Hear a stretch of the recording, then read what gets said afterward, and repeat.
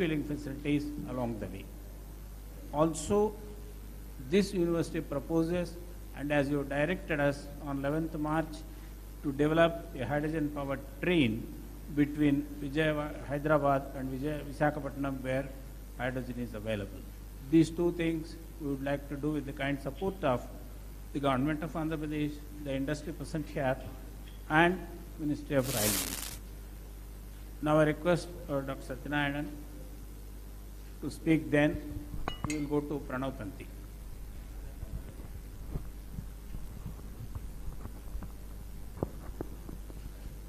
First of all, I would like to welcome the Chief Minister, the Honorable Chief Minister, for this Hydrogen Summit. And I understand, so I request our Chief Minister, who has always been readily helpful for us, to help in this initiative also. Thank you very much.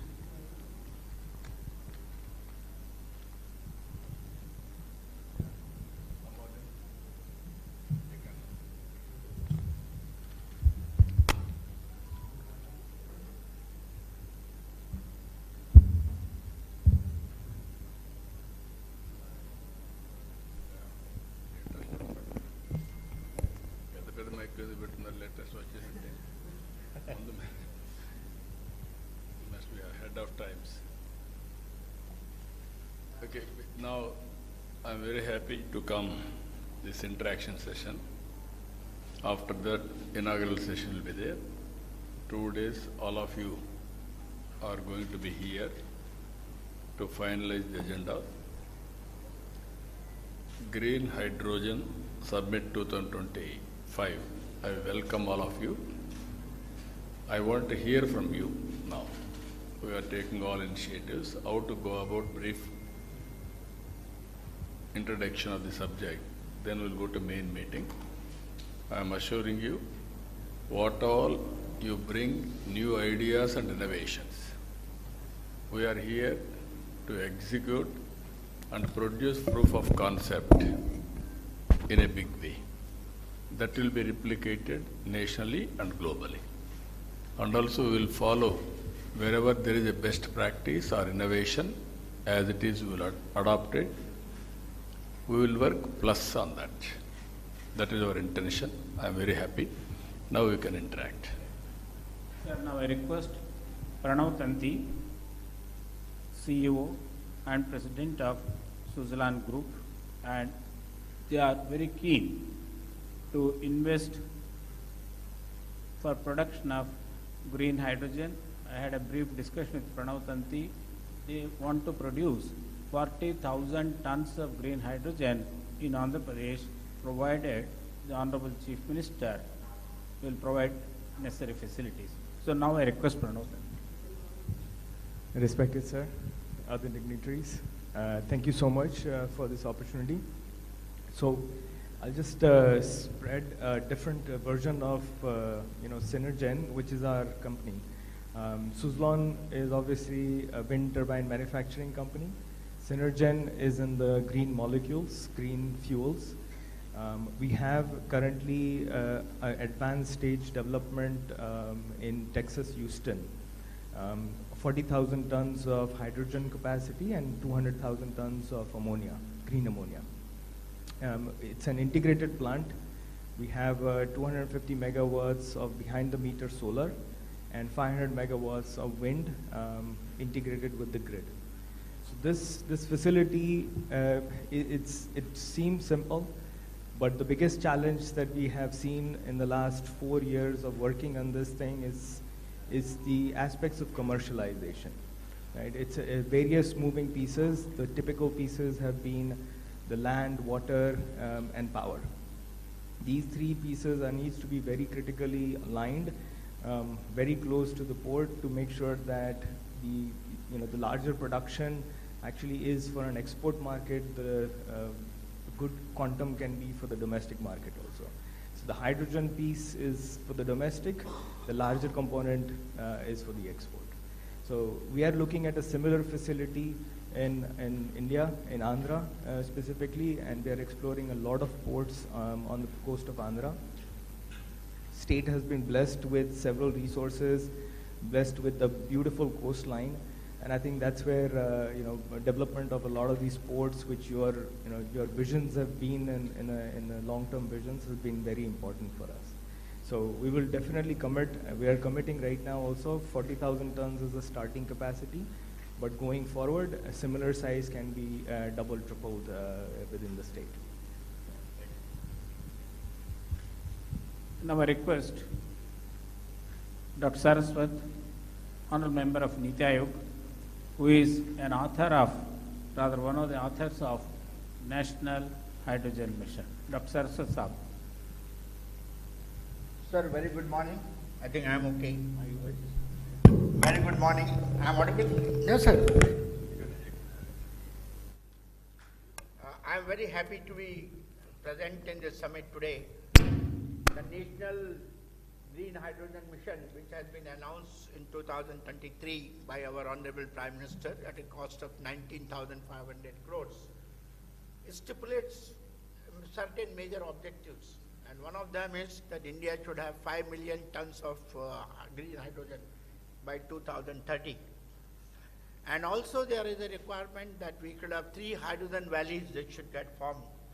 And the idea is Valley 1, Valley 2, Valley 3 will go from 5 million tons to 550 million tons and then 500 million tons. The purpose of this valley is not just to kind of production alone, but it is to create a complete ecosystem for that. All of us know that green hydrogen will become affordable only if we are able to bring down the cost of the electrolyzers. And the power is becoming more and more cheaper as well as cleaner. So already fortunately the renewable power in the country has come down to very low cost, and so there is no problem. But the problem of electrolyzer is still a problem. I personally believe that in Andhra Pradesh we have the right ecosystem, and one of the hydrogen valleys should be located here. And what we should do here is that with the help of many of our industry partners who are here today, we should set up a large-scale electrolyzer plant. And Dr. Narendra mentioned that they have a technology. Yes. Certainly we can take that technology or beyond, or any other technology which is more suitable. But ultimately scale is important. Yeah. Sir, there is a figure I want to mention to you. Unless there is a scale of something like 5 terawatt hour, bringing down the cost of electrolyzer from today's approximately $600 per kilowatt hour to $130 per kilowatt hour, our objective of getting $2 and less the cost of green hydrogen is not feasible. This is a well-documented, simulated figure, globally available. Now, it can have minor variations because India is a cheaper country in that sense, and we may be able to do it at a much lower cost. But scale is important. So that scale plant I request, with the help of your leadership and with the help of industry participation and technology is coming, we should do it. Second area, I would recommend that under the hydrogen valley in Andhra Pradesh, we should go for the storage of hydrogen. Is a major problem. Because hydrogen produced at one place but required at other place. It requires that we should have gaseous hydrogen compression and storage facility. In India today, there is no large-scale type 4 cylinder facilities available in the country. Small scale somewhere is happening. We need to set up a large-scale type 4 cylinder plant here. Now that would take us for the complete ecosystem, not only manufacturing, testing also. So today we are sending all our cylinders to Germany for testing. I think we should set up a plant in Andhra Pradesh here and complete. We should be able to do it here in Amravati and places. We should be able to set up that. Third thing is, sir, today a lot of presentation was there on the fuel cell. Ultimately, when hydrogen is used for mobility, it will have to need the fuel cells also. So another plant what is needed is that of the fuel cell. Dr. Lele made a very wonderful presentation just in the morning, and they have technology. Only what we have to do is again bring the industry today and set up a good fuel cell manufacturing facility that can be done. And for the purpose of mobility again, hydrogen can be carried as a gas, or hydrogen can be carried in the form of either ammonia or in the form of methanol or ethanol. I think the technology what they have of converting ethanol directly to hydrogen, that can be used, or technology what we have developed, methanol directly to hydrogen, that can be used for heavy duty trucking and marine applications. A large number of ships today, sir, are now going to use only methanol as a fuel for marine application. Methanol is not used as methanol. Methanol is converted into hydrogen, and hydrogen is put into the fuel cell and then electrification. So that is again one area where I would say this particular hydrogen valley should do. Sir, I think in the country this should become the hub as far as the hydrogen ecosystem in the country is concerned. Only one request I am making. Till such time the cost of green hydrogen comes down, other forms of hydrogen also we should not shy away. Actually, I want to mention to you that in G20 last year, year before last, we had made all the foreign countries to agree from Niti Aayog that we will work for clean hydrogen. We will not work for only green hydrogen. Our ultimate aim is green hydrogen because that is the zero carbon. But affordability is important, and if I want my steel industry to become a user of the hydrogen or refineries to become user of green hydrogen, the cost has to come down. Blue hydrogen is available, so we should be able to do that today, and it can be produced from number of sources. We can have biomass, we can have coal, we can have natural gas, many other things, and those things. All these things can be done in this state, and under your leadership, with the help of industry, I think we should be able to do that. Thank you very much. Sir, now I request Dr. Ashish Lele, Director, CSIR, National Chemical Laboratory. As Dr. Saraswat mentioned, they have developed the technology to a matured level. Now, Dr. Ashish Lele. Thank you, sir. Thank you for giving this opportunity. I am the Director of National Chemical Laboratory, a premier CSIR lab in the city of Pune. We've started working in the fuel cell development area since 2005, and we have come to a stage where we can produce with our industry partner anywhere between 20 to 100 kilowatt fuel cells as standard modules. And then these are modularized. So if you want 200 kilowatt, it will be 2 modules of 100 kilowatt. So depending on which application we are looking for, all of these applications can be configured with the right kind of fuel cells. This is a fully indigenous fuel cell. Every component within the fuel cell also is now indigenized. So we have set up the whole ecosystem. There's a industry partner who is now making large fuel cells and also integrating them with the other parts of the drivetrain, like batteries and DC-DC converters and so on. So we reached a full prototype level. The first indigenous catamaran was launched by the Honorable Prime Minister last February. We have also demonstrated cars, buses, so all of it.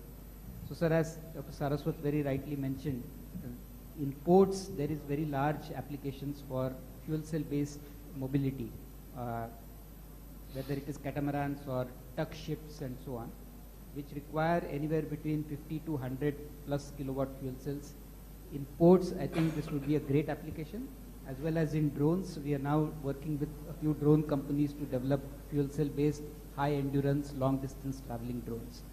So we'll be very happy to participate in any effort in Andhra Pradesh to take these technologies now to real commercial scale. We have done enough prototyping now. We are looking for opportunities to now scale up and commercialize. So very, very helpful. Thank you. So the Honorable Chief Minister is kindly aware that AM Green has set up their plant in Kakinada with a goal of producing 3 million metric tons of green ammonia. Now I request Dr. Ramkumar, CTO of AM Green. So, respected sir, good afternoon, and thanks for this opportunity. So I represent two group companies, Greenco and AM Green. Greenco is a renewable energy company which produces green electrons, and AM Green is the green molecule company which is launched last year. So as Professor D.N. Rao was mentioning, already the Nagarjuna Fertilizers was acquired by us in Kakinada. And now there is a very brisk activity going on to convert this Nagarjuna fertilizer plant into 1 million metric ton to start with 1 million metric ton of green ammonia. And to support that, sir, we are setting up 1680 megawatts of electrolyzer capacity for producing green hydrogen, because with green power and green hydrogen, we are going to produce the green ammonia. And sir, you will be very happy to know that from Andhra Pradesh, for the first time in the country, we have finalized the supply contract for November 27 from Kakinada port to supply green ammonia produced in Kakinada all the way to Europe to Uniper, a company, German-based company. Already firm contracts have already been placed, sir. Our first supply will start by end of November 2027. And apart from this, sir, you are already aware, I was told that you and your other cabinet colleagues have already visited world's largest pump storage hydro project at Pinnapuram, which is nearer to Kannur. And sir, the distinction of this project is that it is a 2 gigawatt capacity storage where greenfield lower reservoir of water and upper reservoir of water has been created. It acts as a water battery, and with the help of this pump storage hydro, our renewable power delivered cost round the clock, renewable energy round the clock, RERTC is the normal acronym, is below $55 per megawatt hour. Nobody in the world is betting on this number, whereas we bet this and we won the orders for this. And also our promoters, Mr. Anil Chalmalasetti and Mahesh Kohli, they want to make Kakinada as a green energy hub, and we are planning for 500,000 tons per annum of biorefinery, where we would like to grow the Napier grass, Indian Napier grass, and convert the Napier grass into bioethanol and other value-added products. So for all of them, Kakinada would be the hub in Andhra Pradesh. I would be very thankful, sir, for the kind support of the government for this. Already we received some subsidy from the government of Andhra Pradesh.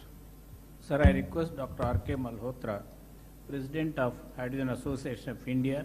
He has rich and vast experience in the energy sector. Presently is the senior advisor to the Minister of Petroleum, MNRE, and many agencies. Now I request Dr. Malhotra. Good afternoon, sir. It's a privilege to be in this meeting with you. You are known as a very progressive Chief Minister of the country. We have seen the kind of progress you made earlier, and now when you build up the new capital, I think hydrogen should be the focus area. AM Green is doing a good job. Suzlon wants to do big projects. But as Dr. Saraswat mentioned, that you have Visakhapatnam refinery also, and where the hydrogen can be produced, blue hydrogen can also be delivered. So a mix initially, as long as the hydrogen, green hydrogen cost is higher, for various applications there will be some reluctance. So mix of blue and green, if it is used, you can become the leading state in the hydrogen economy in the country. So maybe when you build up the new capital like Amravati, you should have hydrogen buses flying, which can run. Initially, the cost will be higher with green, so initially you can start with the gray hydrogen or blue hydrogen, and then, color agnostic approach and demonstrate the fuel cell buses, which Dr. Ashish Lele, they're 2 times more energy efficient as compared to the internal combustion engines. So overall energy consumption will come down.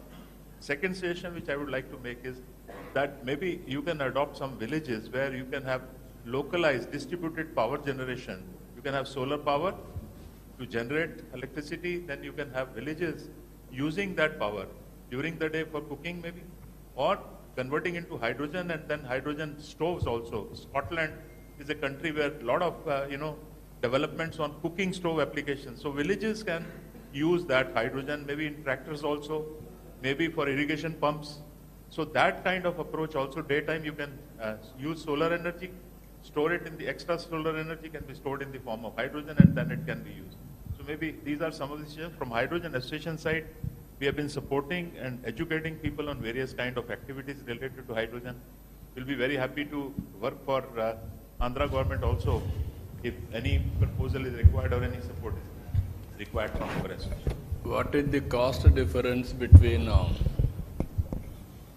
hydrogen storage and also battery versus to pumped storage? So that cost difference between pump storage and hydrogen storage in different forms, because if you have to have No, I can understand. It is a conversion. Yes. I can understand. Now, So as hydrogen on storage, today, pump storage will be much cheaper. For we are all working as on today. Yes. Storage is Much cheaper. Because the life of battery is just 8 years. So to say, even if you take the best chemistry battery. So only lithium, temporary, immediate, how to solve the problem, we are going for battery. Even there will be some more innovations in battery, then it will help. Meanwhile, it will come. The hydrogen storage. Hydrogen storage, media. that is another area. I wanted to know, as on today, we are going now solar, wind, pump, standby, battery. Now we are talking about green. Maybe hydrogen also could be a hydrogen, storage. Hydrogen is or also ammonia, storage all media. these things. Hydrogen also becomes the Yeah, storage. blending also you are talking blue, hydrogen, all those things we are talking. Ultimately, a sustainable economy also. Affordability. Affordability and sustainable. If I do as a pilot may be pilot, replication and scaling will be a problem. How to act all these things, that is where I want to learn. In this country, all of you has to remember one thing. All innovations I started, first of all, power sector reforms, nobody ventured to attempt. That is late 90s. Saraswati is aware of all those things. I started power sector reforms. Because of power sector reforms, I lost power also. That is different in 2004. That is another scenario. But always that was a benchmark today. And also all states are forced to adopt power sector reforms today. So these are all, I am aware of all developments in power sector. Not today, from the historical past also, from inception, especially 1995. So I am analyzing all our ideas and thoughts and innovations, how to integrate, how to take logical conclusion. Sir, now I request. Sir, as far as storage, as you said, I think battery storage, whatever time it happens, will always be a costlier option as compared to the pump storage option. Because pump storage will run on the solar power or wind power, and rest of the, both the capex and the opex are very, very small. You know, today itself, if you take solar power, pure solar power without storage, it's about less than 2 rupees. But the moment you add the battery, it becomes 5 rupees. So that is the kind of scale. Even if you reduce the cost of battery, which is most unlikely because battery uses all critical minerals, and these critical mineral costs cannot come down because of non-availability. Marginal changes will come. So we have to always explore methods of storing hydrogen or storing power using the other methods. For example, hydrogen storage you can use, as Sir Ramkumar is telling, ammonia as people. People are using ammonia, people are using ethanol, people are using methanol. They are the best carrier of hydrogen. They can be carried and then they can be reformed to give you pure hydrogen. And once that has happened, your transportation cost comes down, your ultimately delivery cost of hydrogen to the end user becomes the cheapest, if you follow that. So storage, I personally believe we should focus on cheaper means like pump storage. That is the best method is going to happen. Yeah. Sir, now I request Andrew Schumann, CEO, Everensis Renewables from Australia. Thank you very much. Thank you for the opportunity to come and speak to yourself and everybody here today. I'd like to bring a little bit of a different perspective to the conversation, and that's the one of an investor. Unless we can really make green hydrogen a value proposition, then it's going to be very difficult to get the investment. And without substantial investment, it's going to be hard to be successful. So a bit about myself. I'm an engineer. I've spent a large portion of my life working with doctors and professors, helping them to build process plants and processes and then upscaling them to commercial scales. And so I appreciate the complexities behind that, and I was really happy when Seshidhar approached me to join Arvensis. The Arvensis group is looking to invest in excess of $100 million into India. And we're looking at areas such as technology, AI, 3D printing, and all those things.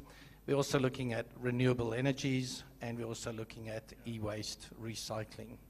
Okay.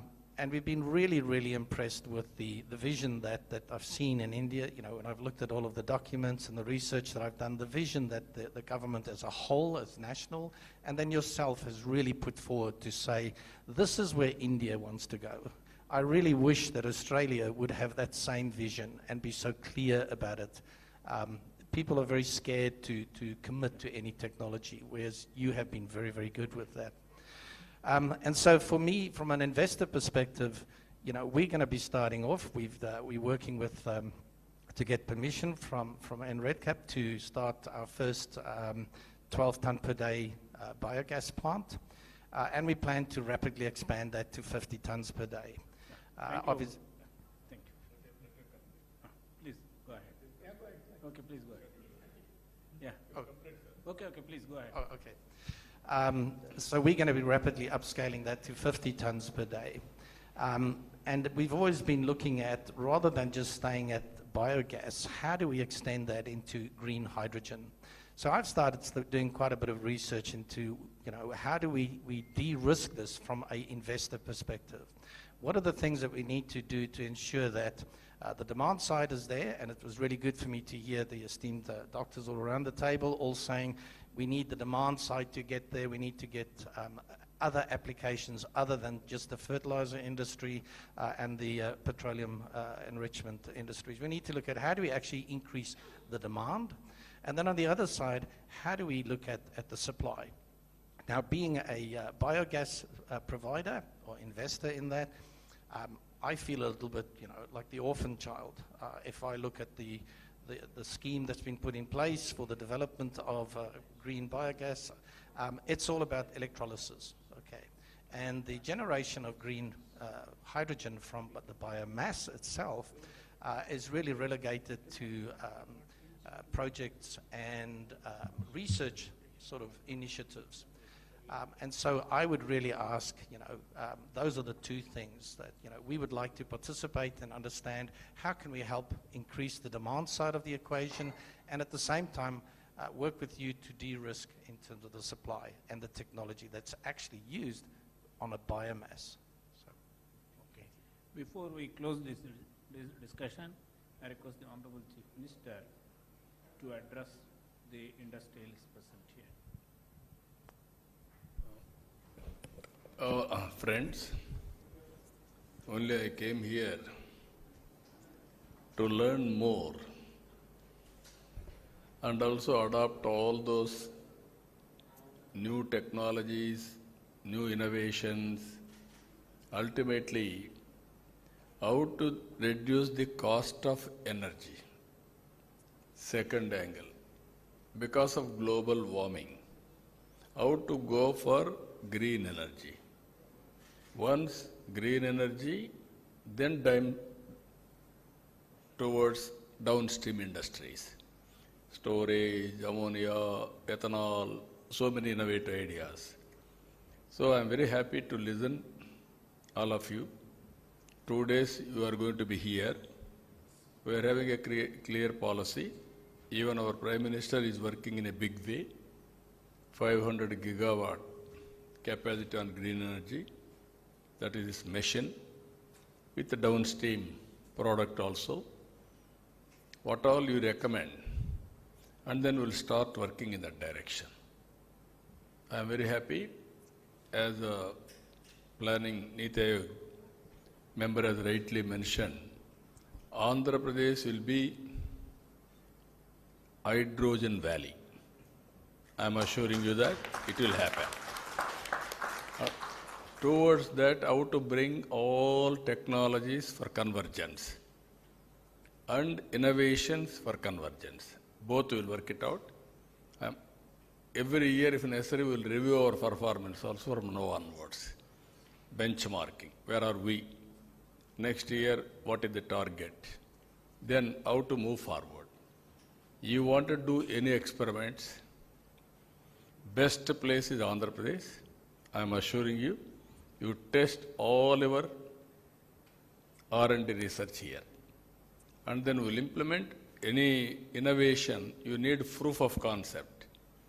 Otherwise, it is only innovation. That proof of concept we'll produce here and we'll scale it up. We'll take nationally, globally, wherever it is having demand.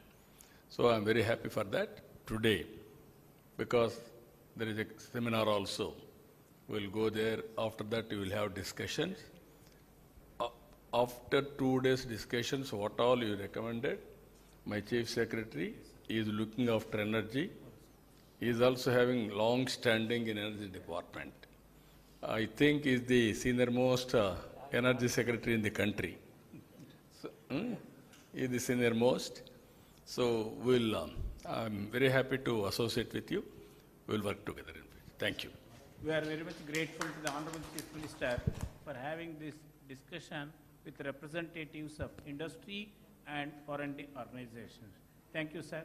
We will come back to the government with the recommendations of the summit. Thank you.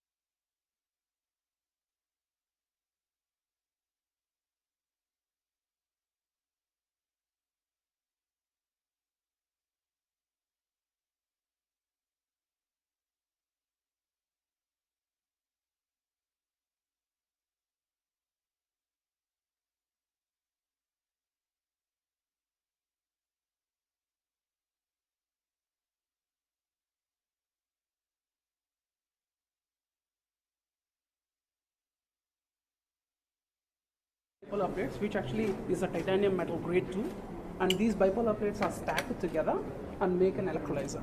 And this is completely powered by the photovoltaic panels. So since we are sitting inside, we kept the LED lamps there. So that the solar panel PVs will generate the electricity, and they are directly coupled to it. And right now they are generating oxygen here and hydrogen there. And the whole objective of our project is that the hydrogen electrolyzers plays a crucial role in making into a green ethanol as a project, sir. So we are developing a green hydrogen generation by using a waste, all the agricultural waste. We put it in a gasifier.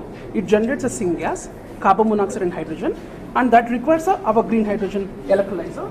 We attach extra hydrogen and we ferment the syngas using our fermentation technology, and we make an ethanol, sir. So in this process, the complete waste will actually convert into ethanol. So typically 1 ton of any biomass, like bagasse or anything, it is very 2,000, 3,000 rupees worth.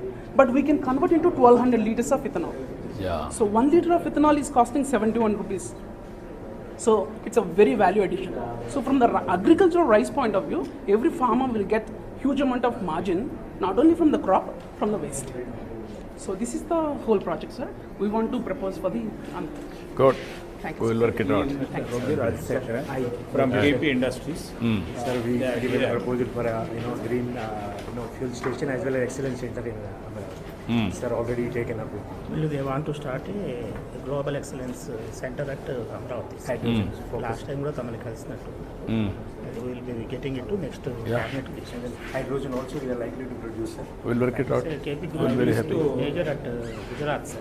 We met you, sir. Farooq Patel ji came and Acha. Yeah, I remember.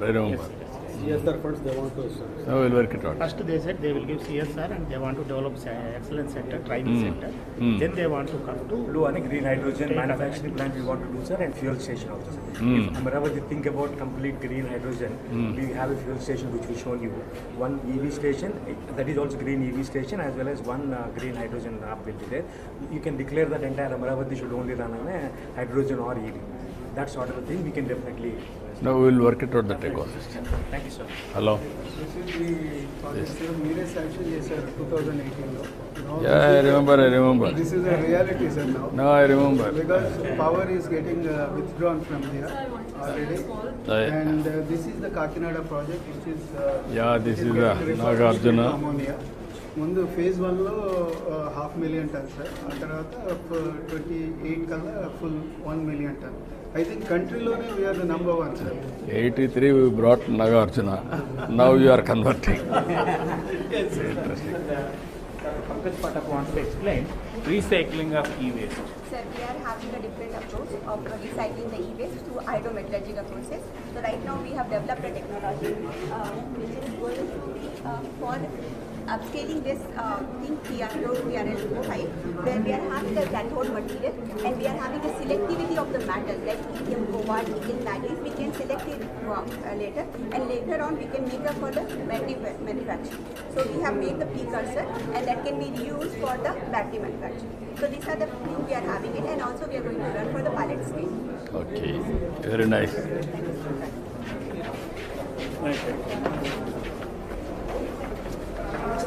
Now we'll go for nomination. Yeah.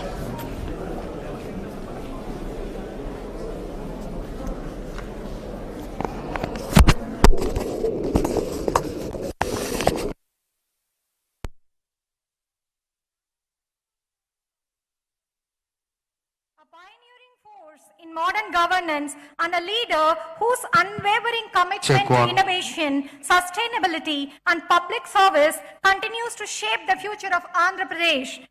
Thank you for gracing this summit, sir.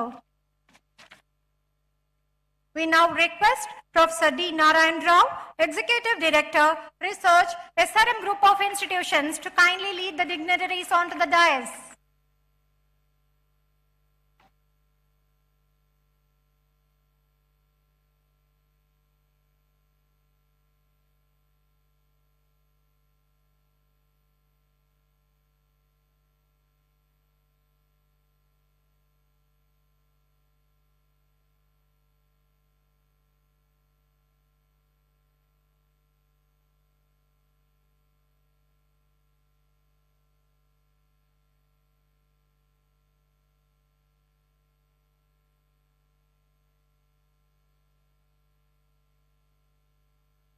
We now begin this landmark event with the tradition that symbolizes the awakening of knowledge, the lighting of ceremonial lamp. May I request our esteemed dignitaries to kindly join us for the lamp lighting ceremony.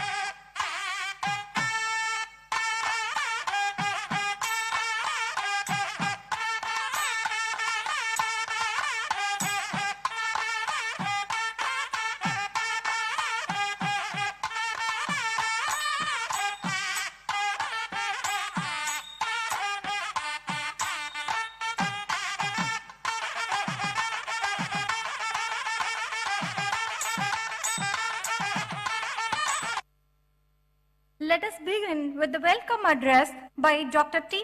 Satyanarayanan, Pro-Chancellor, SRM University, Andhra Pradesh. We request you to kindly deliver the welcome note, sir.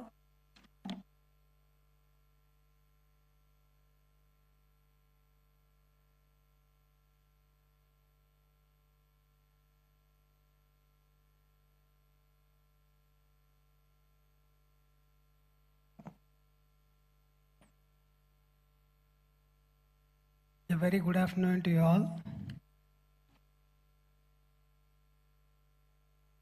Esteemed guests, scientists, policymakers, innovators, and friends. At the very outset, I extend our deep gratitude to the Honorable Chief Minister of Andhra Pradesh for his presence and his unwavering support for clean energy innovation.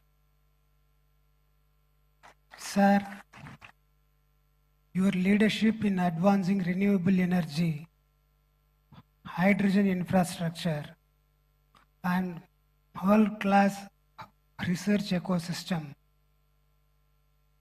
continues to inspire not as the students and faculty, but the entire scientific and industrial community. I warmly welcome Dr. V.K. Saraswat, Honorable Member of Niti Aayog, Dr. Pemesini Chandrasekhar, Honorable Minister of State for Rural Development and Communications, Shri K. Vijayanand, Chief Secretary, Government of Andhra Pradesh, Dr. Ashish Leela, Director CSIR, National Chemical Laboratory, Dr. Sujit Pillai of National Hydrogen Mission MNRE, Dr. R.K. Malhotra, the President of Hydrogen Association of India, Mr. Pranav Tanti, the President and CEO of Synergen Green Energy Inc. USA, Mr. Anil Kumar, MD and CEO of GreenCo, and all other distinguished delegates and the participants. It is a true pleasure to welcome you all here to this Green Hydrogen Summit, a platform that reflects our shared commitment to a cleaner, more sustainable, and forward-looking energy future. This is just not about saving the earth. It is about saving ourselves. The earth will continue to exist regardless of climate, temperature, and terrain. But we, the ecosystem that support the human life, need balance to survive. what's truly at stake is not the planet, but the environment stability we depend upon. Air we can breathe, water we can drink, and the temperature we can live with. Our ongoing dependence on non-renewable energy, fossil fuels that pollute the air, warm the planet, and degrade the ecosystem is pushing towards a future that is just not uncertain, but hazardous to human existence.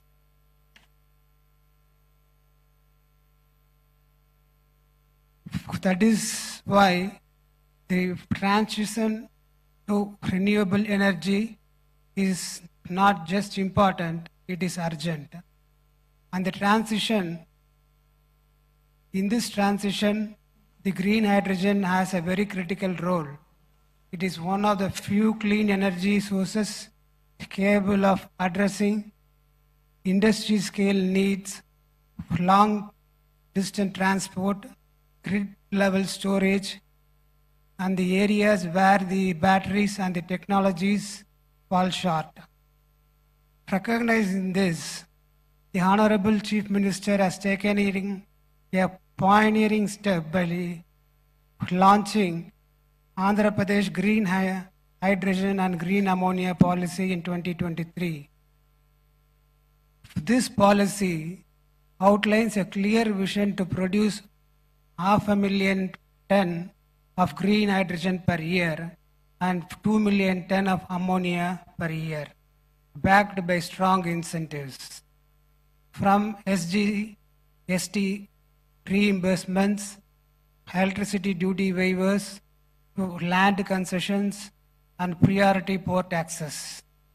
These are not symbolic steps, they are concrete foundations to make Andhra Pradesh a national and a global hub for green hydrogen. And what makes this even more inspiring is the mindset behind it. It was on this very stage that Chief Minister once said, being a visionary is a problem. And yet, he chose to envision what others wouldn't, that courage to move ahead despite the weight of uncertainty is what defines his leadership and that makes history.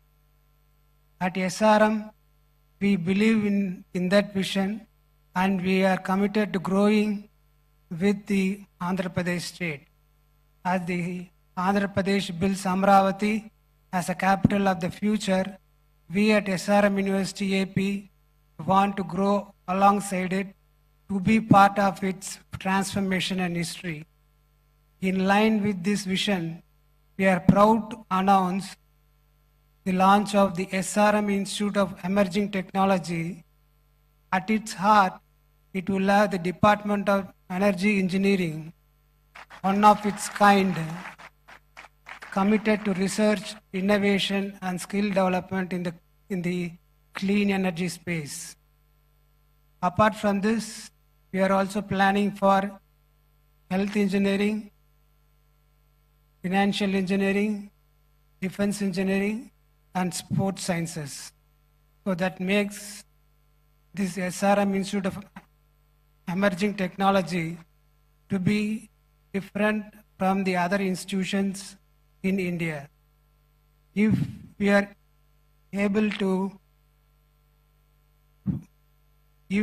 to be the last generation to depend upon fossil fuels, then the next generation must be the first to lead the clean energy revolution.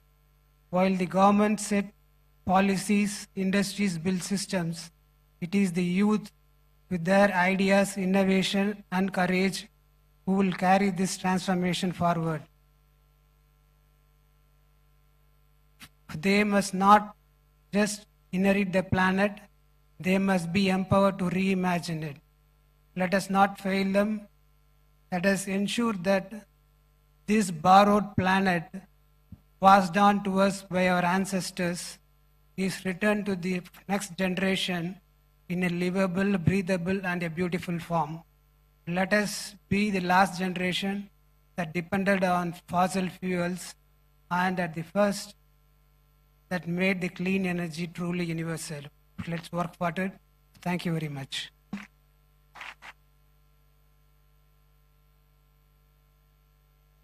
Thank you, sir, for your warm and inspiring words and for always motivating us to dream big.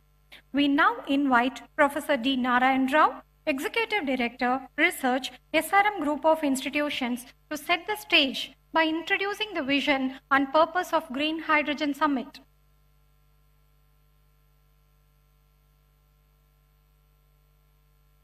Honorable Chief Minister of Andhra Pradesh, Sri Nara Chandrababu Naidu Garu, well-wisher and mentor of SRMC AP and Honorable Member of Niti Aayog, Dr. Saraswat, very sharp and young Minister of State for Rural Development and Communications, Dr. Pemasani Chandrasekhar, President of SRM Group, Dr. Satyanarayanan, the Chief Secretary, Sri Vijayanand, the well-known industrialist, Mr. Pranav Tanti, Professor Malhotra, President of Hydrogen Association of India, Dr. Ashish Lele, Director, CSR, National Chemical Laboratory, Pune, Dr. Sujit Pillai of the National Hydrogen Mission of MNRE, my colleague, Professor Satish Kumar. I extend a warm welcome to all of you, particularly the industrialists who came from different parts of the country and abroad, the delegates of the Hydrogen Summit, scientists, faculty members, research scholars, and my dear friends of print and electronic media. Once again, I have a great pleasure inviting all of you to the Green Hydrogen Summit 2025 being held at SRMC AP today and tomorrow. India's deep commitment to aspirational climate goals, which the Honorable Chief Minister also mentioned in the last few minutes in the discussion meeting, these commitments have been widely acknowledged by the Committee of Nations. India plans to become energy independent by the year 2047.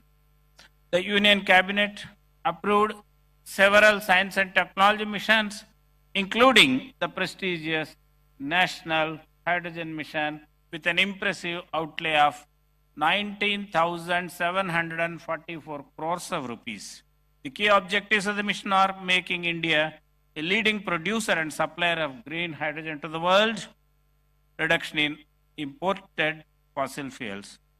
Expected outcomes of the mission by 2030 are development of green hydrogen capacity of 5 million metric tons per annum, indigenous development and manufacturing of electrolyzers, creating opportunities for employment and economic development. Hydrogen, with its remarkable attributes of high energy density, zero emissions, has a wide variety of applications. With the permission of the Honorable Chief, I want to mention some of the potential applications in this country. Ministry of Road and Transport and Highways will enable adoption of green hydrogen in the transport sector. Ministry of Ports, Shipping and Waterways will play a crucial role for establishing capabilities for export of green hydrogen and its derivatives. Now, hydrogen-powered drones are becoming very popular all over the world. The Honorable Chief Minister has created Drones Corporation of Andhra Pradesh, which could consider to develop hydrogen-powered drones. This will be the first state in the country to develop hydrogen-powered drones. Ministry of Petroleum and Natural Gas will be facilitating uptake of green hydrogen in refineries and city gas distribution. Green steel. Steel production is one of the potential sectors where green hydrogen can replace fossil fuels. Ministry of Steel will drive adoption of green hydrogen in the steel sector. European countries say we'll import only green steel. So this is a great opportunity for Visakhapatnam steel plant to go for steel production using hydrogen. Now I have a request to the young Minister of State for Telecommunications. The backup power requirement of telecom towers presents an apt opportunity to deploy reliable and on-demand renewable energy solutions. Where it is estimated that these towers in the country consume about 2 billion liters of diesel every year. So hydrogen could be considered as a backup energy source. Ministry of Railways is working on transitioning towards adoption of green hydrogen in view of its ambitious plan to reduce the carbon footprint. Ministry of Railways has already developed a hydrogen-powered fuel cell-based train with 10 coaches, and the pilot hydrogen-powered train will be demonstrated in September 2025, that is the next 2 months, between the stations Jhind and Sonepat in Haryana. In March 2025, the Honorable Chief Minister directed SRM University AP to develop a hydrogen-powered train between Hyderabad and Vijayawada. Then immediately Chief Minister said, no Narayan Rao between Hyderabad and Visakhapatnam. Yes, sir, we are at it. Now, yeah, please.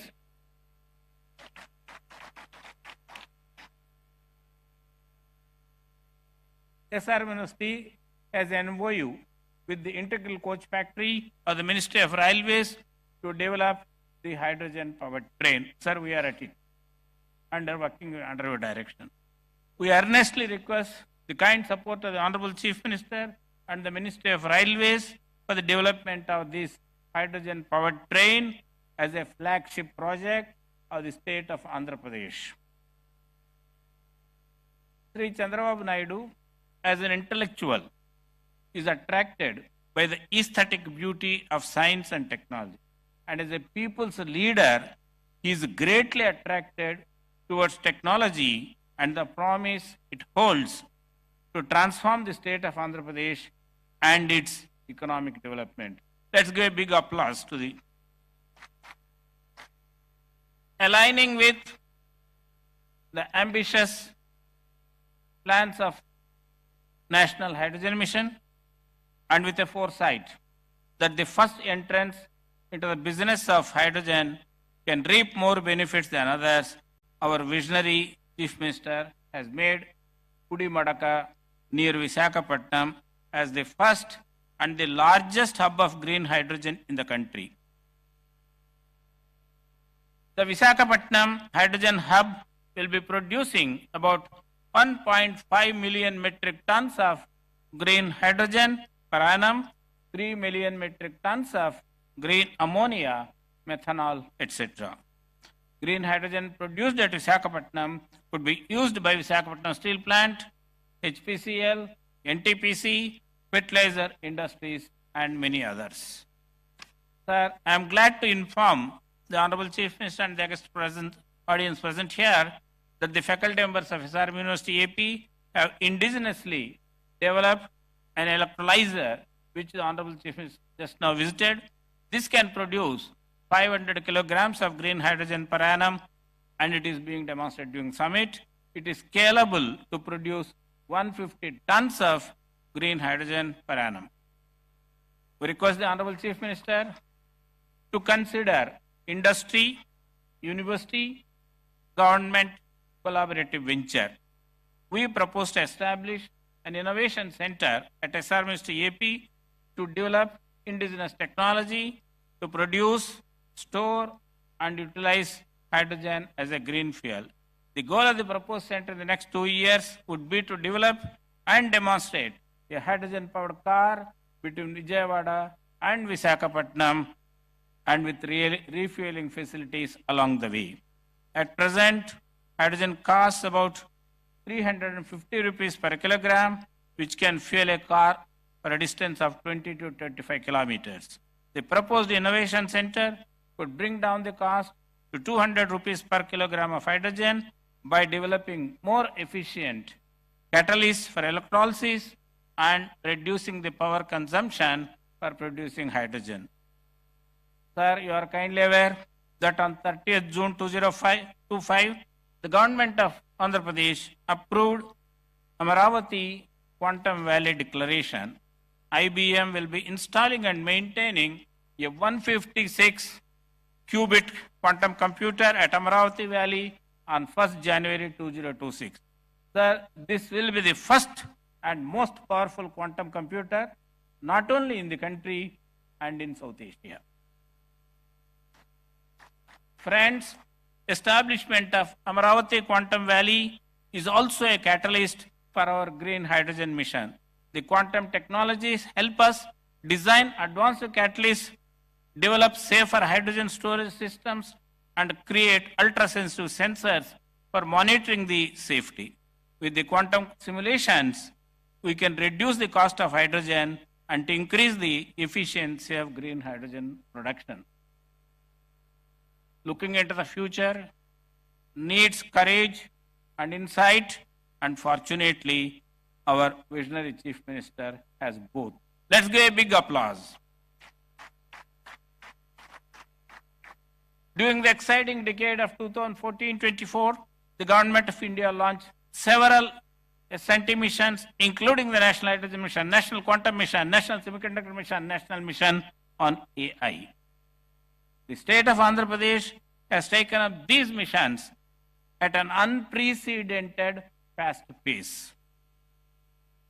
Dear friends, with all these technological advances and the vision and dynamic leadership of our beloved Chief Minister, the state of Andhra Pradesh will be very different from what it is by 2047, Swarnandhra 2047. Jai Hind, Jai Bharat, Jai Vigyan. Thank you. Now I request all of you to give a standing ovation to this dynamic, visionary Chief Minister.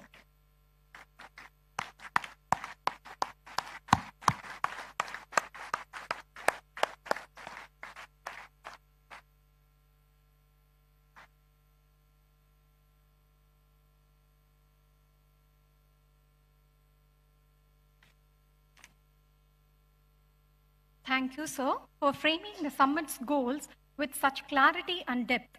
Now, it's our honor to invite Sri K. Vijayanand IAS, Chief Secretary, Government of Andhra Pradesh, to address the gathering.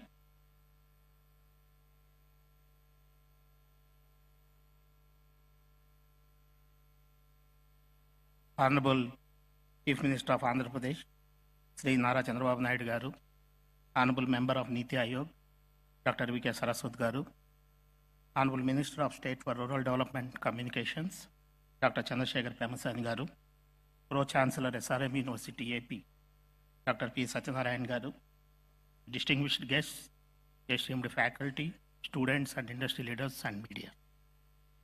A very good morning and warm greetings to all of you. It is a privilege for me to be part of this transformative gathering, the Green Hydrogen Summit 2025. Which is hosted by SRM University and New and Renewable Energy Development Corporation, Government of Andhra Pradesh. This summit is a testament to our collective commitment to building a sustainable future powered by clean energy. Today, we have gathered here to discuss one of the most transformative energy solutions of our time, that is green hydrogen. This summit is not just a platform for dialogue, it is a call to action for governments, industry, and academia to collaborate in building a sustainable and resilient energy ecosystem. I extend my heartfelt gratitude to SRM University for graciously hosting this summit and providing a platform for collaboration, innovation, and progress in clean energy sector. As the world confronts the urgent challenges of climate change, the transition to green energy offers a compelling and scalable solution to all of us. This pathway not only decarbonizes our energy systems, but also redefines industrial processes, transportation, and agriculture. Green energy derived from solar, wind, hydropower, geothermal, and biomass is the foundation for this transition. It is a clean, renewable, and resilient energy system By harnessing this energy to produce green hydrogen through electrolysis, we unlock a versatile fuel that emits only water when it is used. Green hydrogen is rightly called the Swiss knife of decarbonization because due to its wide-ranging applications from refining to steel making to aviation and shipping. The green hydrogen ammonia value chain is critical for decarbonization in particular. It enables deep emission cuts in hard-to-abate sections like steel, cement, and heavy transport. Energy storage and transportation also value chain is used to allow efficient storage and long-distance transportation of renewable energy, balancing supply and demand. In case of industrial applications, this provides high-temperature heat for industrial processes without carbon emission. In case of climate mitigation, by reducing CO2 emissions, it contributes to limiting global warming to 1.5 degrees centigrade, as outlined in international climate agreement. As a economic growth perspective, it opens new avenues for job creation, innovation, and green industrial development. Looking and taking all these factors into consideration, Government of India has made significant strides in promoting green hydrogen as a cornerstone of its clean energy transition. National Green Hydrogen Mission is launched in January 2023. Is the India's flagship initiative to promote green hydrogen. It aims to produce 5 million tons of green hydrogen annually by 2030, attract investment worth 8 lakh crores, create more than 6 lakh green energy jobs. The Strategic Interventions for Green Hydrogen Transition is a program supported with NGHM.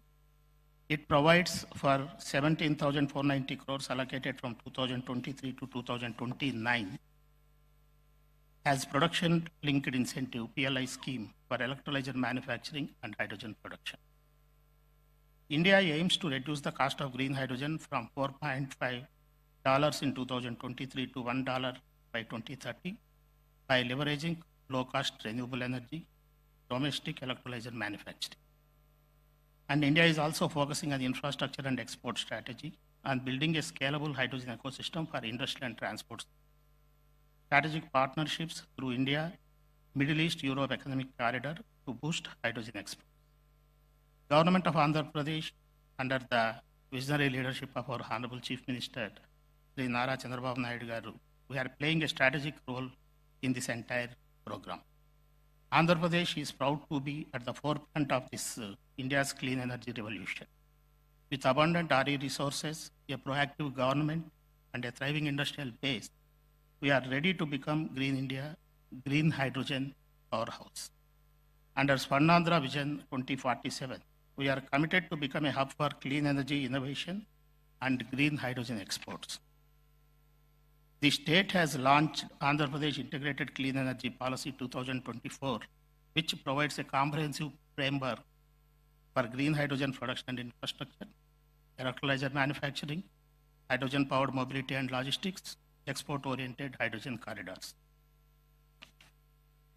The state targets around 10 lakh crores of investment in clean energy, and the state is offering capital subsidies, GST relief, stamp duty concessions, and incentives for battery storage systems to attract green hydrogen and renewable energy investment.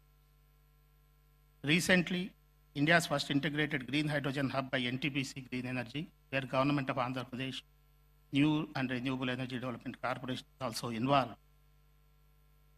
The Honorable Prime Minister has laid foundation stone for 1,200 tons per day green hydrogen at Pudimadaka on January 2025. You are also aware 1 MMTPA green hydrogen based green ammonia manufacturing facility at Kakinada by AM Green Ammonia Private Limited they have already started, they did the groundbreaking, already started the work with an investment of 12,000 crores and creating 2,600 jobs. Development of a 2 gigawatt electrolyzer manufacturing facility at Kakinada by Chan Cockerill Greenco Hydrogen Solutions Private Limited is also, they have laid the foundation stone, they have started the activity with an investment of 2,000 crores and creating 5,000 jobs. We are also happy to announce that India's first pilot project blending green hydrogen with LPG for industrial heating with an annual green hydrogen capacity of 25 tons per annum at Rockman's Tirupati facility by Hero Future Energies and Rockman Industry. The total investment is approximately 1,000 crores with 2,000 existing employees at the factory. What is the road ahead for us? While these challenges remain, such as high capital costs, energy losses, and storage complexities, our path forward is very clear. There is a need for policy support and subsidies for early stage investments, which by our policy, we have provided the best of the industry kind of incentives in this sector. International supply chain development is also one thing important, and continued R&D for efficiency and cost reduction, academic and industry participation to drive innovation. The success of this green hydrogen depends on collaboration between government, academia, industry, and civil society. This summit is a shining example of such collaboration. It brings together thought leaders, innovators, and policy makers to chart a roadmap for a cleaner and more resilient future. I urge all the stakeholders who are present here to continue this dialogue beyond today. Let us build pilot projects, share knowledge, and create scalable models that can be replicated across the country. As we look ahead, let us remember that the transition to green hydrogen is not just about technology, it is about vision, it is about courage, and it is about commitment. And Andhra Pradesh stands ready to lead, and we invite all of you to join us in this journey.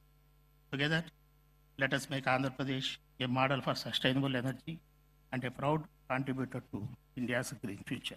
Thank you.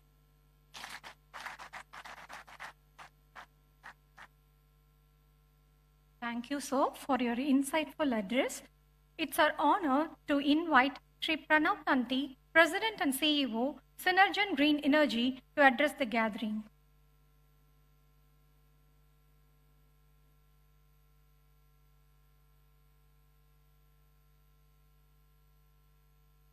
Honorable Chief Minister, Chief Secretary, respected dignitaries, esteemed delegates, distinguished guests,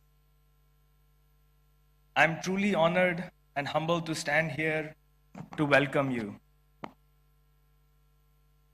It is for sure a great privilege to welcome you all to the great state of Andhra, where the Green Hydrogen Summit has been established. Andhra Pradesh is delighted to host this remarkable gathering of visionaries, industry leaders, policymakers, future generations, and experts who share a common goal: to harness the potential of green hydrogen as a pivotal force in the transition towards a sustainable and clean energy future. If I can pause and ask a basic question, why hydrogen? What makes hydrogen so special? Hydrogen is the simplest element. It is the most abundant element. So why hydrogen? Well, the answers are in the challenges that we all face in this energy transition. In the renewable space, in the green space, we all face the issues of expansion beyond a certain capacity. All of us have been working with electrons for many decades, and we know that electrons are very notorious. They don't like to be told what to do. They don't like to be stored. They don't like to be moved around. And I can go endless. We've seen many challenges of the grid, challenges of the green power. I think hydrogen and hydrogen's derivatives is a simple solution. We need to figure out how do you make a transition towards a molecule. A green electron to a green molecule gives those answers. Hydrogen is pivotal in transforming the electrons to molecules to unlock the potential to store, to transport, to consume the green electrons when you need it. Basically pivotal in displacing the fossil fuels. Andhra Pradesh, with its strategic initiatives and commitment to clean energy, is proud to lead the way in fostering discussions and collaborations that will drive innovations in the green hydrogen. This all comes with a great vision that the policymakers, the chief ministers, the dignitaries have. This summit serves as a vital platform for exchanging ideas, showcasing advancements, and exploring opportunities for collaborations across sectors. Our company name, Synergen, is coined using two terms, synergy and hydrogen. It's simple as it stands. We strongly believe that the key to unlocking the next phase of expansion is undoubtedly collaboration. We all need to come together as one force to make it a success. We are in the advanced stages of development of green hydrogen and green ammonia manufacturing facility with a capacity to manufacture 40,000 tons of green hydrogen in the state of Texas in US. With this anticipation,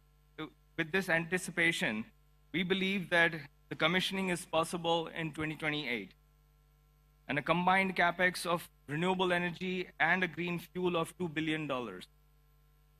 This was only possible because of the efforts we put in fostering partnerships and collaborations over the last 4 years. Throughout this summit, let us engage in meaningful dialogue, challenge conventional thinking, and inspire one another to take bold steps towards achieving the common objective. Your insights, experiences, and commitments will lay the groundwork for transformative change. Once again, welcome to the Green Hydrogen Summit at Andhra Pradesh. Let us harness the power of collaboration and innovation to fuel the sustainable future for the generations to come. Thank you. Thank you, sir, for your inspiring message. It's our immense privilege to invite a distinguished architect of India's science and technology policy, Dr. V.K. Saraswat, Honorable Member, Niti Aayog, Government of India. A driving force behind India's strategic advancements, Dr. Saraswat's insights continue to shape the nation's innovation landscape. We request you to deliver the keynote address, sir.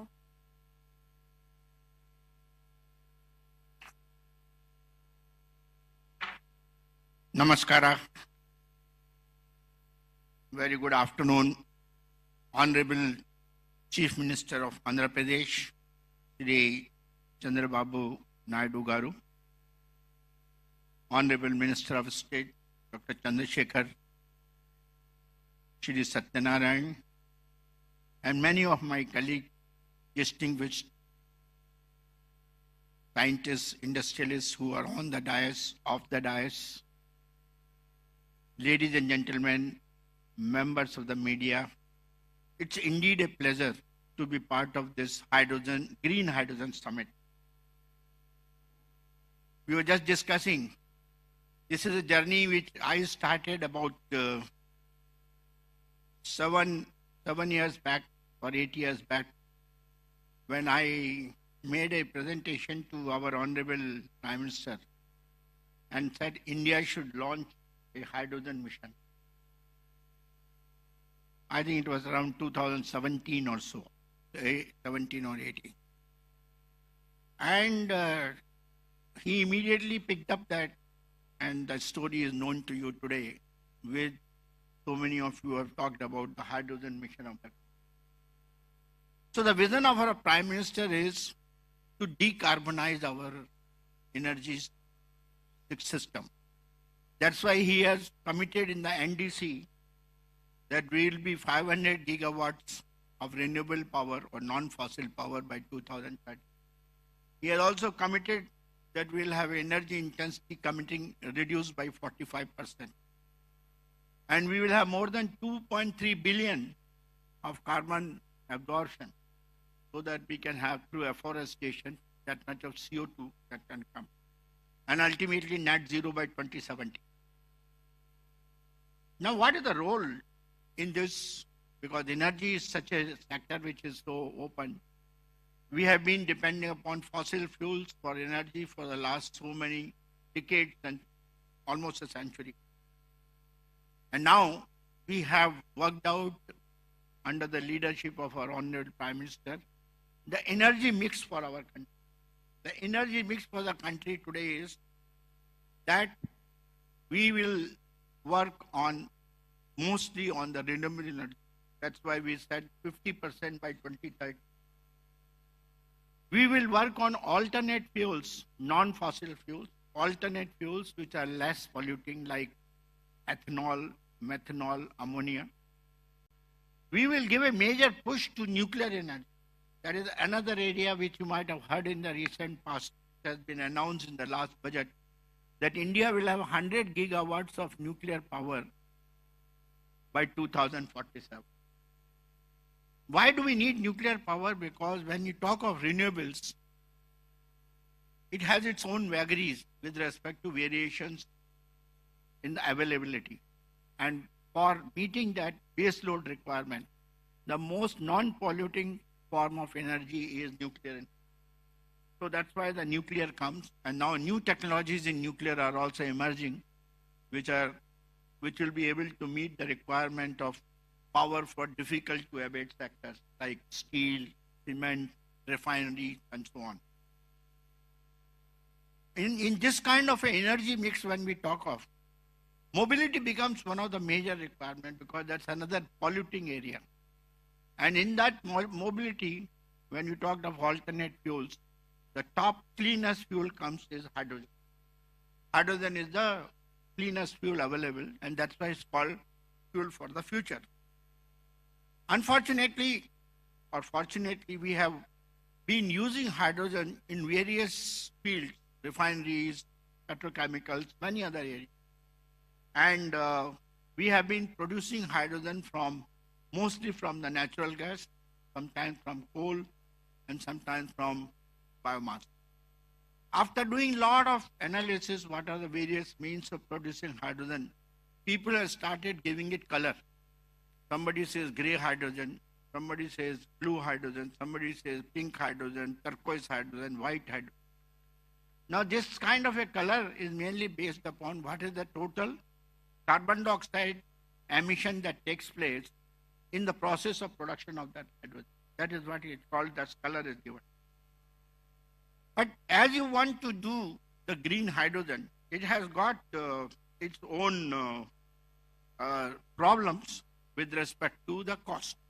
We know that hydrogen can be produced in the most non-polluting manner through the electrolysis of water using, again, non-fossil energy, that is renewable energy, which is a non-fossil energy. If we can do that, we can get it. But while the cost of renewable energy has come down, but the cost of electrolyzers, which are responsible for electrolysis of water, is even today very high, which results into a differential of almost $4 to $5 with respect to the cost of gray hydrogen or blue hydrogen for that of the green hydrogen. Now, one of the major things which our Honorable Prime Minister mentioned when the National Hydrogen Mission was announced, that as a target, most of the industries should switch over to the use of green hydrogen so that progressively over a period of time we can 100% switch over to green hydrogen. Knowing very well that to start with green hydrogen is not affordable. But when from Niti Aayog, we started interacting with various industries, whether it was the steel industry or the cement industry or refineries, everybody came to only one point, sir, there is no way we can change over. Two reasons. One is the affordability, because unless the cost of green hydrogen comes to less than $2, the steel industry will say, my cost of production of steel will go up by about 20 to 30%, so I'll remain non-competitive. And same is the story with other sectors also. So what is the answer for that? But we have to ultimately reach the green hydrogen because that is the most non-polluting. In that case, there are intermediate steps that we can take. So that is why in the morning, Dr. Malhotra and Ram Kumar ji and Dr. Lele, everybody talked that we should work on blue hydrogen so that we can penetrate into the industry at the earliest. That will be our motive. And hence, I would put it this way, that we have today, knowing this problem, that, and the world also has recognized this problem of affordability of green hydrogen. So in the G20 discussions, when the G20 was held in India, there was a major dialogue among the various nations. And all nations, after a lot of discussion, said that I think the mission name should be changed from green hydrogen to clean hydrogen. And if you, those of you who had a chance to see the declaration, final declaration, I think it is, that word has been changed to clean hydrogen. And if you now look at the speeches made by most of the Americans and the Japanese and the Germans, everybody is nowadays talking of clean hydrogen. Everybody has realized that the pathway to reach the green hydrogen is through the other processes which are non-polluting. Now, other process which are non-polluting is a blue hydrogen. And we can use the existing fossil fuel resources like natural gas and coal and do carbon capture and utilization and produce blue hydrogen. And the cost of that will be in the region of $2 to $2.5 to $3. That is a kind of a number. And the carbon footprint will be well within the definition which has been given by the MNRE today, that the green hydrogen is green if the carbon footprint is 2 kilograms of CO2 per kilogram of. So it will be very much in that. So we will be meeting both the objectives. Now, opportunities are there because ultimately by 2047 or 2040, we have to make green hydrogen affordable. Our Honorable Chief Minister for just now was telling that we have to work today, and Andhra Pradesh has the greatest opportunity to do that. Because I know the leadership of Honorable Chief Minister is so great, because I have seen him transforming the IT infrastructure in the state of Telangana, that is Hyderabad, and bringing it as a city which is comparable to Silicon Valley. It became the Silicon Valley of India. That was because of the leadership and the vision of our Honorable Chief Minister. I'm quite certain that India's green hydrogen mission, which is green hydrogen, you know, some numbers were already talked, so I'm not going to repeat. In Andhra Pradesh will be the valley of green hydrogen. All the projects which were narrated by them, I think they are the beginning for that. And I would put it this way, that we have to tread towards reducing the cost of hydrogen production, transportation, storage, and ultimately dispensation to whichever utility it is needed. And for that, technologies which are required, I think Andhra Pradesh, with the help of SRM and other institutions, can certainly meet them. A few of them I would like to mention, which I mentioned to the Honorable Chief Minister during the industry interaction, that we should set up a very large size electrolyzer plant in Andhra Pradesh. I'm very happy, Dr. Ram Kumar was telling that we are setting up something in the Kakinada region, if I'm not wrong, setting up a plant of something like 2 gigawatt and things like that. But friends, as I gave the number in the morning, unless we have electrolyzer plant capacities to the hour, something like terawatt hours, and the cost of electrolyzer comes down from today's $600 to $800 per kilowatt to something like $130 per kilowatt, and the power cost is $20 per megawatt, then you will be able to get hydrogen at $2. This is the equation we have to meet. And for that, this is the right place. This is the place because already industrialists have taken initiative, so you should set up an electrolyzer plant. For storage, country is now working towards storage methods. And the only storage method that has been found most suitable today is the gaseous high pressure storage. And gaseous high pressure storage using the Type 4 cylinders. Type 4 cylinders are being produced today in small, like IIT Bombay is making one Type 4 cylinder. Some small institutions are making. Some industries are also coming up. But I think this should become one of the country's largest hub for manufacturing Type 4. We should set up an ecosystem in Amravati for manufacturing Type 4 cylinders along with the carbon fiber and also the facility for testing. We should not be sending our Type 4 cylinders for testing to Germany and other places. We should do it all by ourselves. So that is the one which I would like to be done today. And third one is,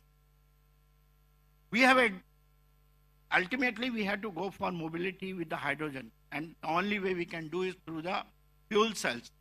You must have heard the lecture by Dr. Lele in the morning. And he has developed the technologies for fuel cells. Others are also available. Others have also done the same thing. I think in this valley, what we are talking for Andhra Pradesh, there should be a large-scale fuel cell manufacturing facility with the help of industry and academia, indigenously done by us. Sir, I am a guy who believes in Atmanirbhar. Throughout my life as a defense scientist, I worked for self-reliance. Now we are talking of self-reliance in energy sector. There's no point in continuing to get all the solar cells imported from China and saying that I got 500 gigawatts of solar. I want those solar cells to be manufactured here. That's why government has given PLI scheme. Electrolyzers, PLI scheme. Fuel cell, PLI scheme. Now the time has come for us to take all of that into a large-scale production, make use of them, and make it more and more indigenous. And that is where Andhra Pradesh Hydrogen Valley will become the hub, and the leadership of our Honorable Chief Minister will be the big word, big guidance for all of us. The kind of work which was done for IT industry in Hyderabad, the same should be done under his leadership in Andhra Pradesh. I urge to all of you to participate in that. Thank you very much. Namaskar.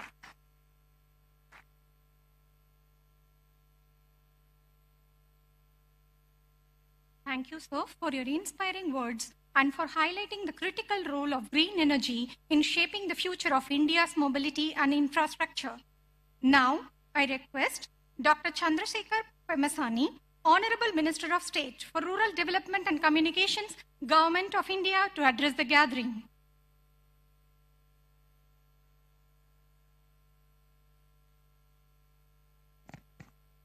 Thank you.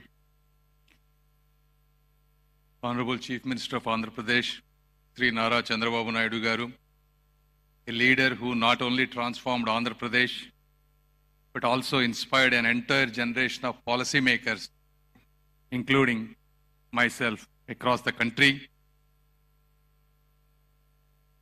And Dr. V.K. Saraswatji, Honorable Member Niti Ayog, whom I have just seen how deeply passionate about this renewable energy, and Sri K. Vijayanandanji, Chief Secretary, Government of Andhra Pradesh, who has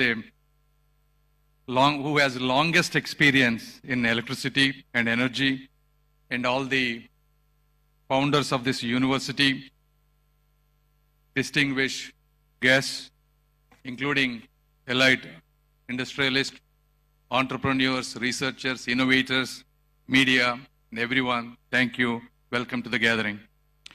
As we gather here in Amravati, the future visionary capital of Andhra Pradesh, we stand at the threshold of a transformative era in energy. We are at a decisive crossroads where the climate change is accelerating, global fossil fuel reserves are dwindling, and the demand for clean, sustainable energy is rising faster than ever. According to the estimates, by 2040, India will be the largest consumer of energy. Today, we import 40% of primary energy with a spend of 8 lakh crores, that's close to $90 billion annually. Therefore, the energy security is India's national security. In this process, green hydrogen is not a distant hope. It is the imperative that will architect the future of our nation, our planet, and the generations to come. As everyone has said, green hydrogen is produced through electrolysis, using water and renewable energy, emitting nothing but oxygen and a clean hydrogen. Though the concept of green hydrogen is not new, it is only in the past decade that technological advancements and declining costs of renewable energy, including solar and wind, have made it commercially viable. It holds the unique power to decarbonize the sectors that have stubbornly resistant to change, including steel, cement manufacturing, refineries, chemical, heavy transport, and so forth. Therefore, this is not just about energy, it is about reimagining industrial processes that have defined our economy over a century. And India is uniquely positioned to alter this course. Recognizing this, our visionary Prime Minister, Sri Narendra Modi ji, has come up with this renewable energy policy.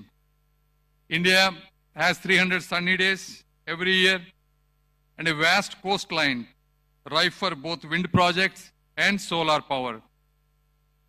India has an ambitious target of 5 metric million tons of green hydrogen by 2030. Therefore, the government of India has given a budgetary allocation of close to 20,000 crores. And the goal of these 20,000 crores is to reduce a current 8 lakh crore annual to every year 1 lakh crore reduction. So by 2030, we can largely get to independence in energy. Recognizing this national mission, and our Honorable Chief Minister, who is another visionary leader, wanted to take Andhra Pradesh to be the heartbeat of this hydrogen hub. If you look at his past history, when India was going through national energy crisis in 1999, he introduced bold power reforms despite political repercussions. No other chief minister has dared to do these kind of reforms other than Sri Nara Chandrababu Naidu garu. And these reforms laid the foundation for the state's energy advancements today, reducing cost through solar and wind integration. His vision transformed Telangana into a global height and innovation hub today. He is replicating the same today with the Amaravati as a technology-driven capital by coming up with innovative ideas, Quantum Valley and probably Hydrogen Valley soon, along with sports cities, defense clusters, things that are rarely be seen by many other leaders other than him. And Andhra Pradesh has set this hydrogen hub, our targets out of 5 million metric tons of India's target, he wanted to produce 20% of that, that is 1 million metric tons in Andhra Pradesh alone by 2030. And this is not just a vision. We execute this by relentlessly working hard. If you look at it, NTPC Green Energy is investing 1.85 lakh crore. This is the India's largest green hydrogen hub, producing 1,500 tons per day of green hydrogen and another 7,500 tons of its derivatives, whether it is green ammonia, methanol, etc. And the second project, Hero Future Energies, this is the India's first green hydrogen plant, blending both hydrogen and LPG so that it's commercially viable. So these investments, along with our extensive ports, coastline, indicates signals to the world that clean energy can be scalable and profitable. as our previous members have said, there are challenges. Cost is an issue.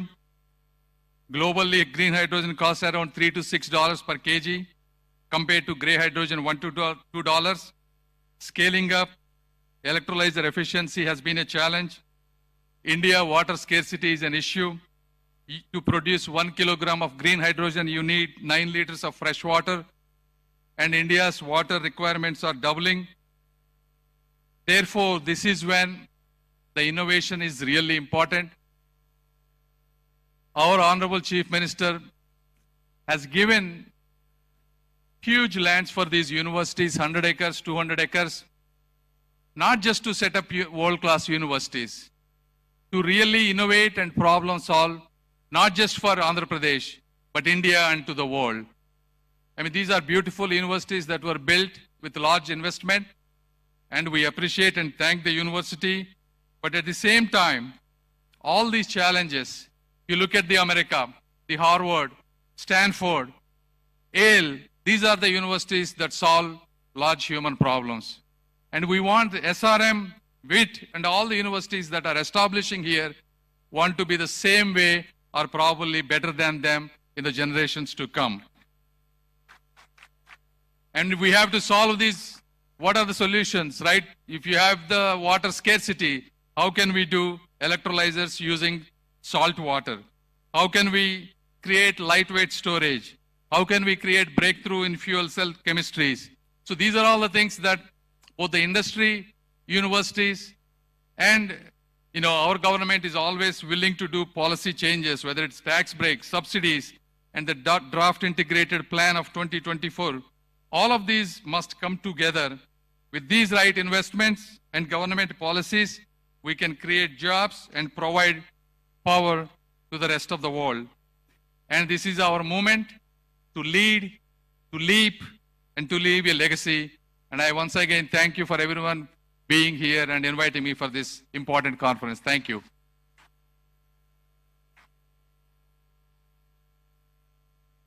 Thank you, sir, for your inspiring words and support.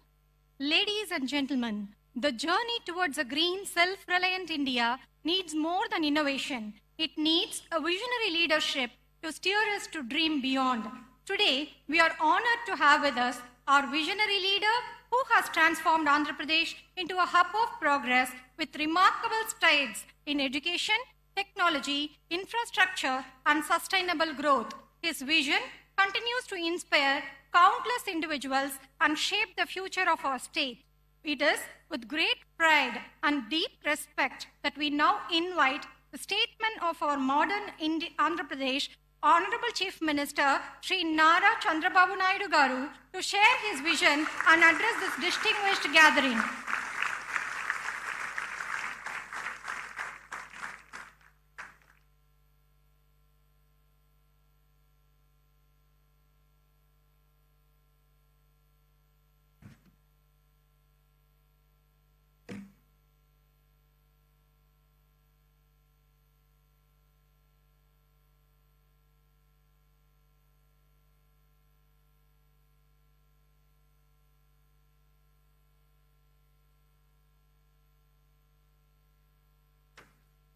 Honorable Minister of State for Rural Development and Communications, Government of India, Dr. Chandrasekhar Pemmasani, Honorable Member, Niti Ayog, Dr. V.K. Saraswat, Pro-Chancellor, SRM University, Sri P. Satyanarayana Garu, Chief Secretary, Government of Andhra Pradesh, Sri Vijayanand Garu, Pro-Vice Chancellor, SRM University, Professor Satish Kumar, Director, CSIR, NCL Pune, Ashish Lille Garu, President CEO, Synergen Green Energy, Sri Pranav Tanti Garu, Executive Director, Research, SRM, respected Sri Narayana Garu, Convener, NHM, Sujit Pillai Garu, and industrialists and friends and media. I am very happy to be here second time after I assumed charge. Today, one of the most important subjects SRM is conducting. Really, I appreciate them. This is Green Hydrogen Summit 2025.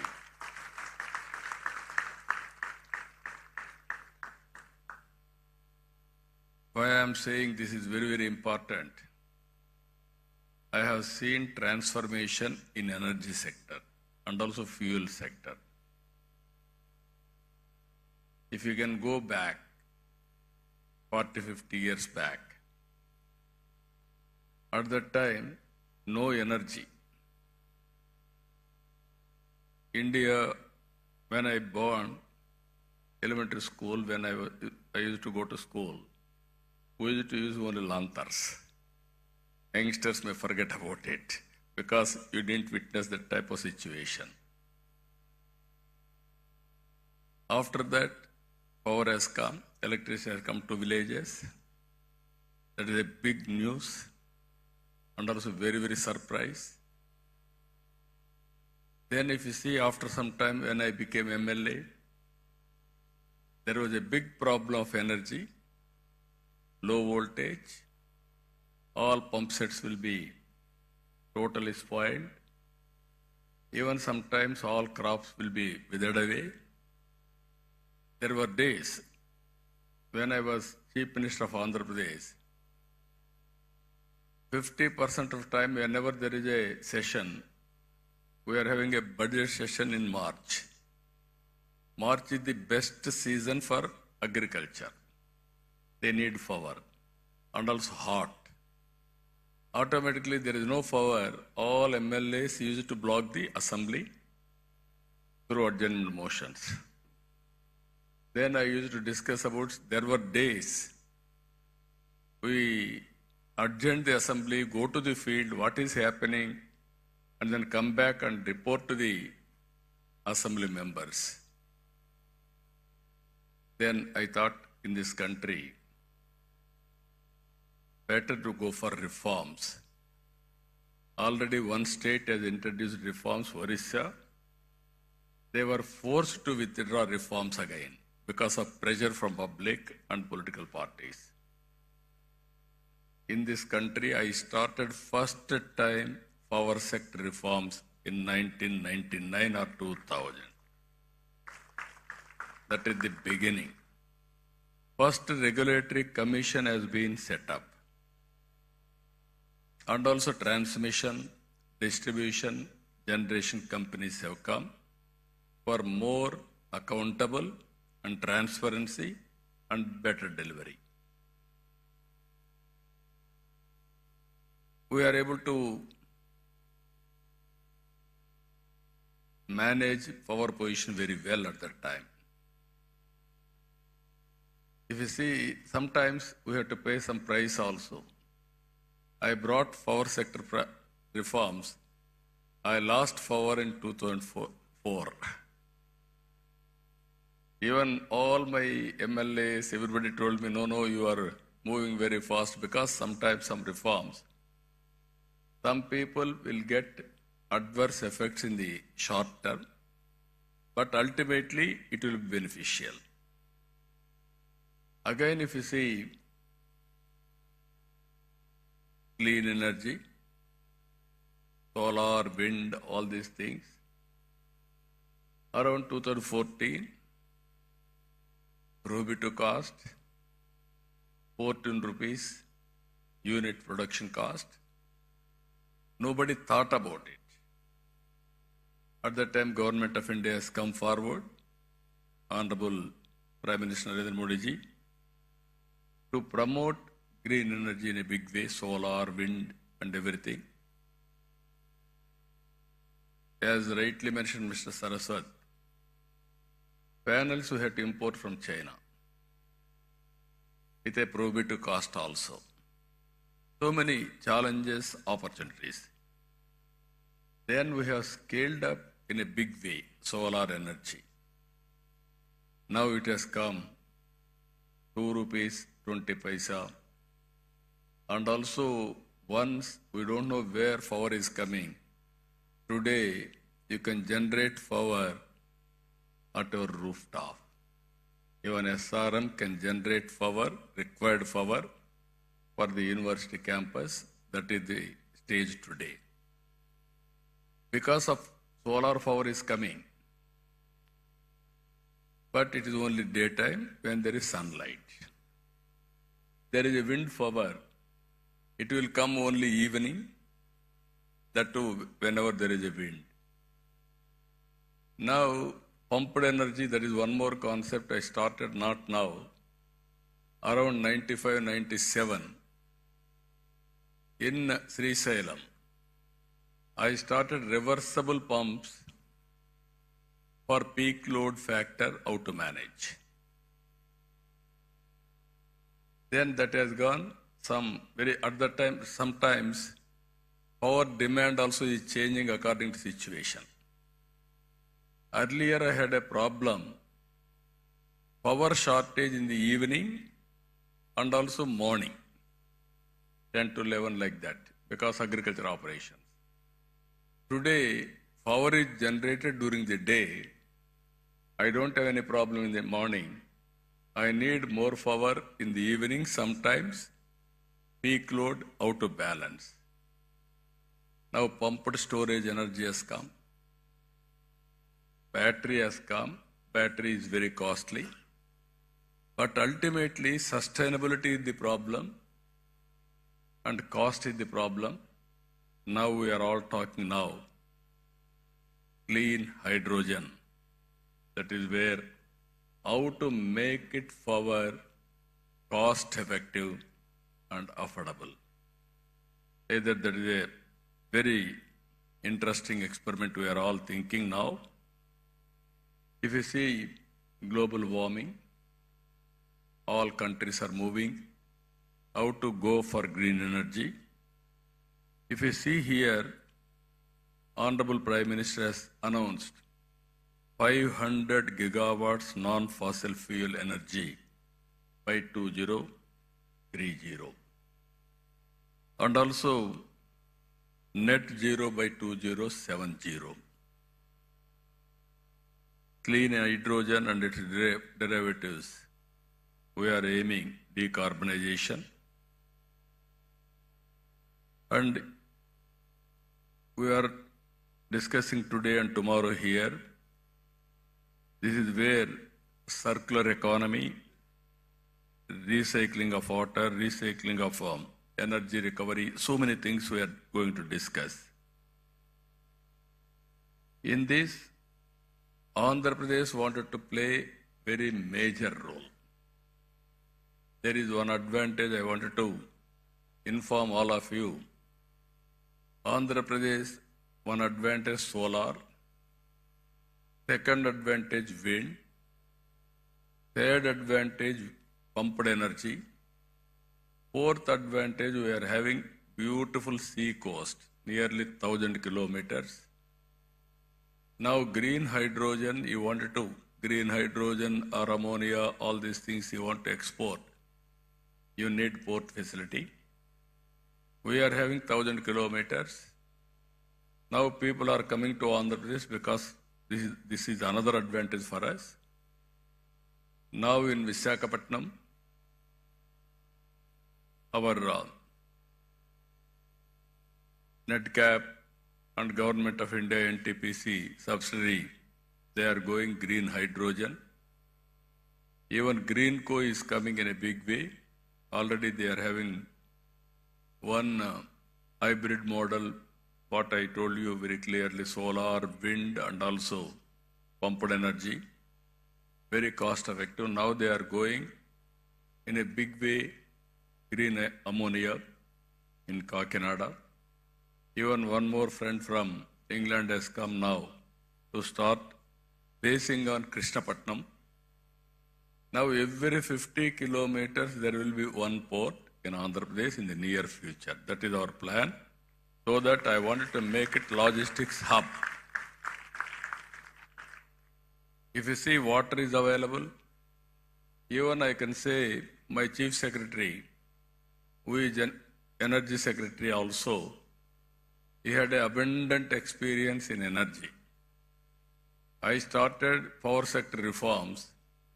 He worked nearly 14 to 15 years in energy sector. No other IAS officer had knowledge about it. He had enough knowledge. With all these factors, what I wanted to announce here, even Andhra Pradesh wanted to contribute nearly 160 gigawatt capacity of green energy in the near future out of 500. This is the policy we have announced with 10 lakh crores investment and also 7.5 lakh employment, and also green hydrogen and its derivatives 1.5 million metric tons per annum, electrolyzer manufacturing capacity 3 gigawatt, solar energy projects 78.5 gigawatts, wind energy projects 35 gigawatt, pumped storage energy 22 gigawatts. No other state is having this advantage. They may not have water or also hydrological balance also. Even we are going battery energy storage system 25 gigawatt forever. That is this is also needed as of today. Ethanol 15,000 kiloliters per day. Bio CNG, CBG 10,000 tons per day. Clean tech manufacturing 20 gigawatts. Mine module molecular. Even we are going electric vehicle charging infrastructure, nearly 500 stations. For this, we have given excellent incentives. You can go ahead. You can see incentives. Even incentives for electrolyzer manufacturing also one of the best policy.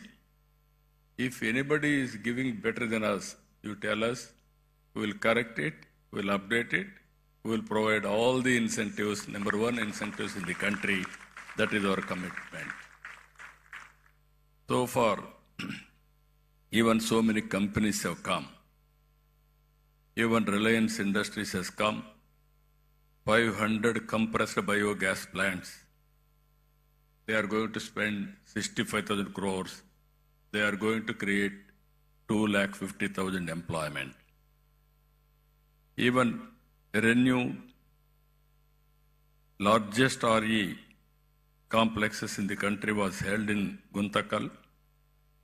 They are going to spend 22,000 crores and also 1.50 gigawatt renewable energy project, along with one GWH PESS in 2 phases with the employment generation of 4,000.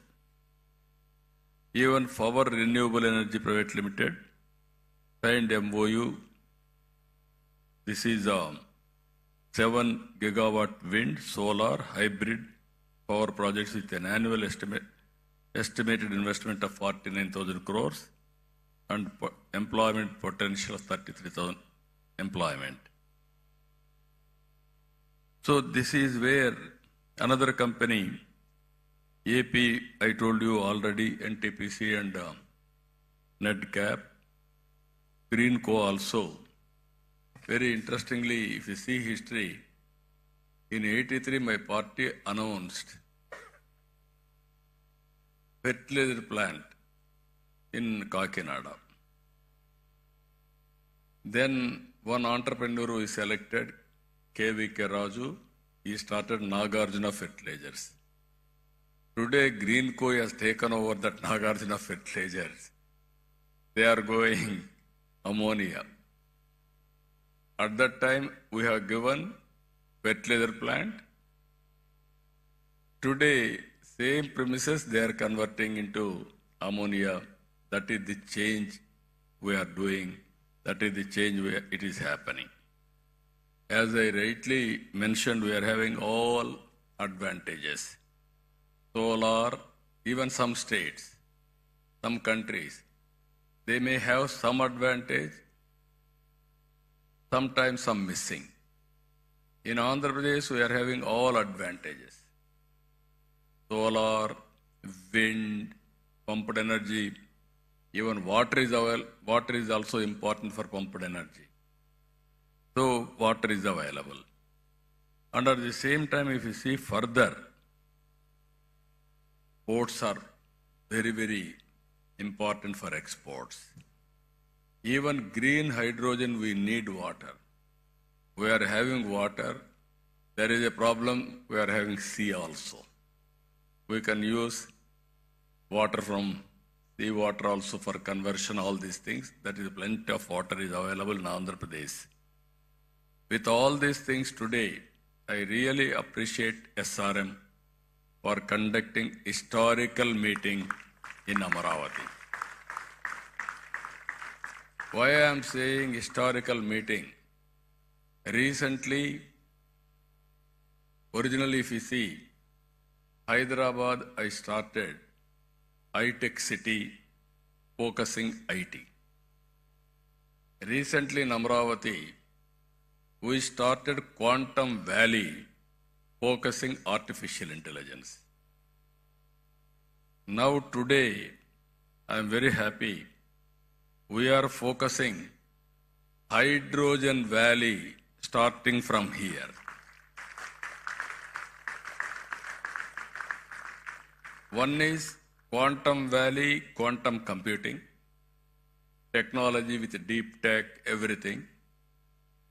How to protect environment. There you need green energy and also downstream industries, total ecosystem. You can imagine if you can protect nature and you can use technology in a big way, sky is the limit for development. Or otherwise we'll have all problems. That is where two valleys are coming here. One is Quantum Valley for computing and also technology. One is Green Hydrogen Valley from here to protect nature for sustainability. That is very, very important. Here I am asking SRM. They have done good work. This is only the beginning. I am requesting SRM to take lead to bring industry, green hydrogen players who are all in the field, and also research organizations and all users. How to take to logical conclusion.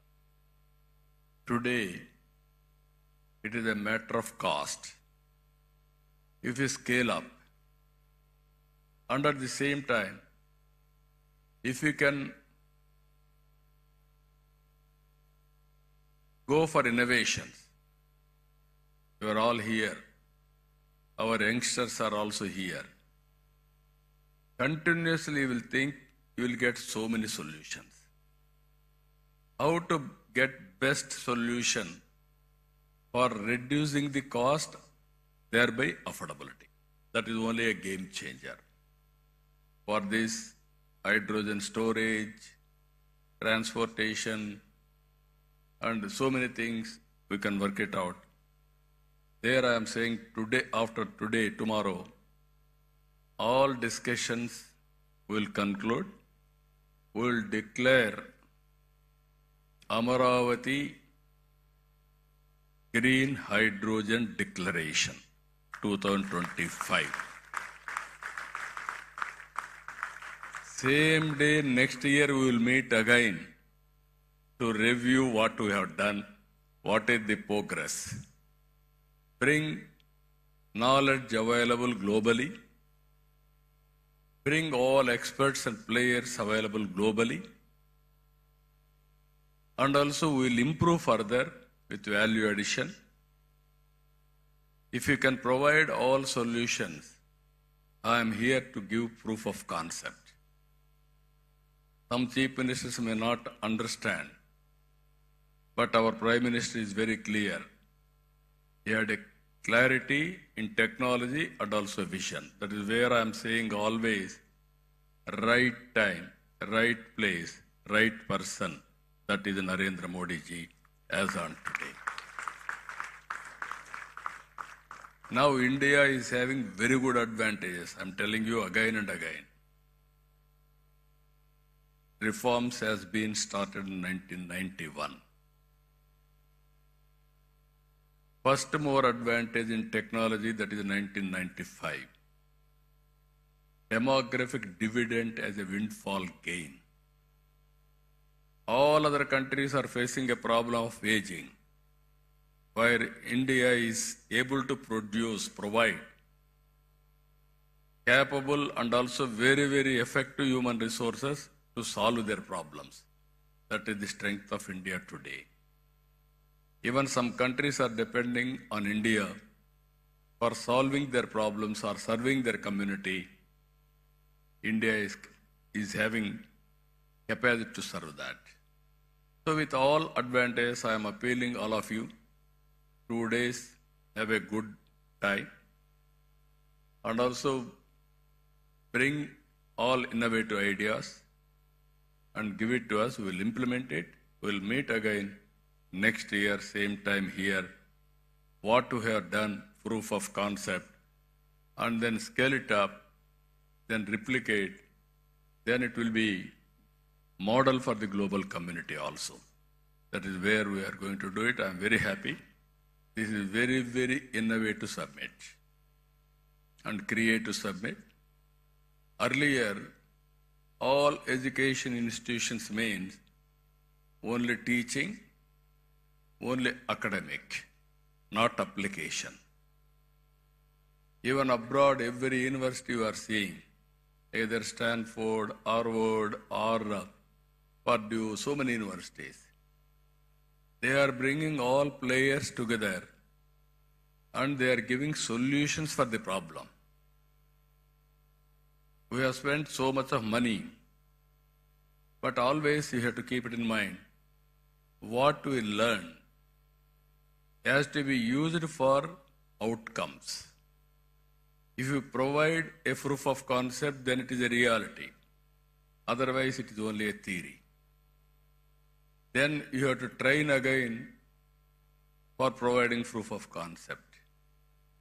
Now in India also we are changing our approach. Our universities are doing very well, either IITs or universities like SRM and other universities are doing very well. I wanted to make Amaravati as an education hub for global knowledge. That is what I am thinking to promote here. SRM is here, WIT is here, SLRA has come, even BITS Pilani is here, Amma University is here. I wanted to bring other universities globally, the best universities. I am asking all universities to focus 3-4 subjects. Bring industry, research organizations, give a solution for the problems, solve the problems, then prepare use cases, we will adopt it, we will take forward. That is how all universities I want to use for solving the problems of the society, what we are facing today. I am very happy. SRM has taken lead. Even other universities are also working in that direction. We will encourage all universities who are all working in this direction and make use of their services in the near future.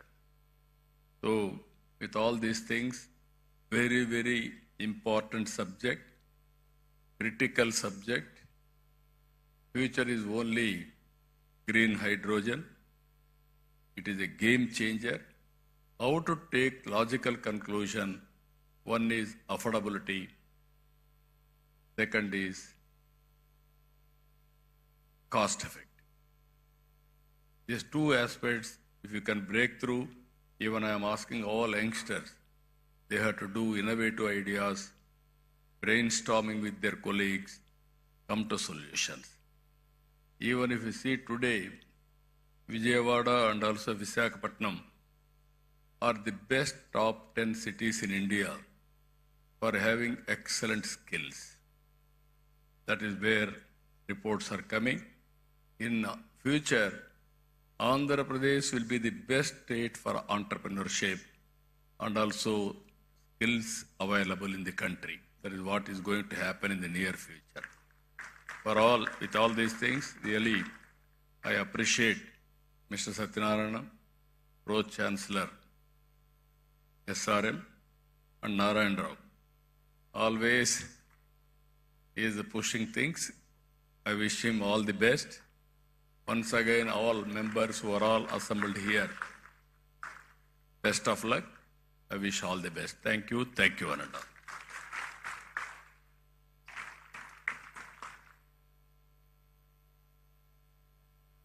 We are immensely grateful for having you here, sir, and for sharing your vision of positioning Andhra Pradesh at the forefront of the global green hydrogen revolution.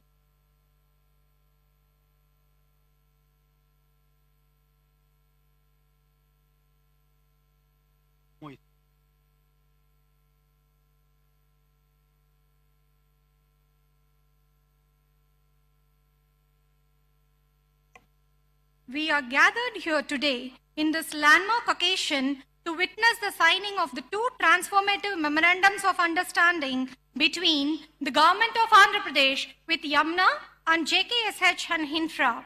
First, we welcome Mr. Gal Bogin, representing Yamuna, for their visionary 1 million ton per annum green ammonia project at Krishnapatnam with an investment of 16,000 crores. Next, we are honored to invite Mr. Tomoho Umeda, representing JKSH and NXTNews, for their ambitious project at Machilipatnam, comprising 150 KTPA green hydrogen and 600 KTPA green ammonia, with a massive investment of rupees 35,000 crores.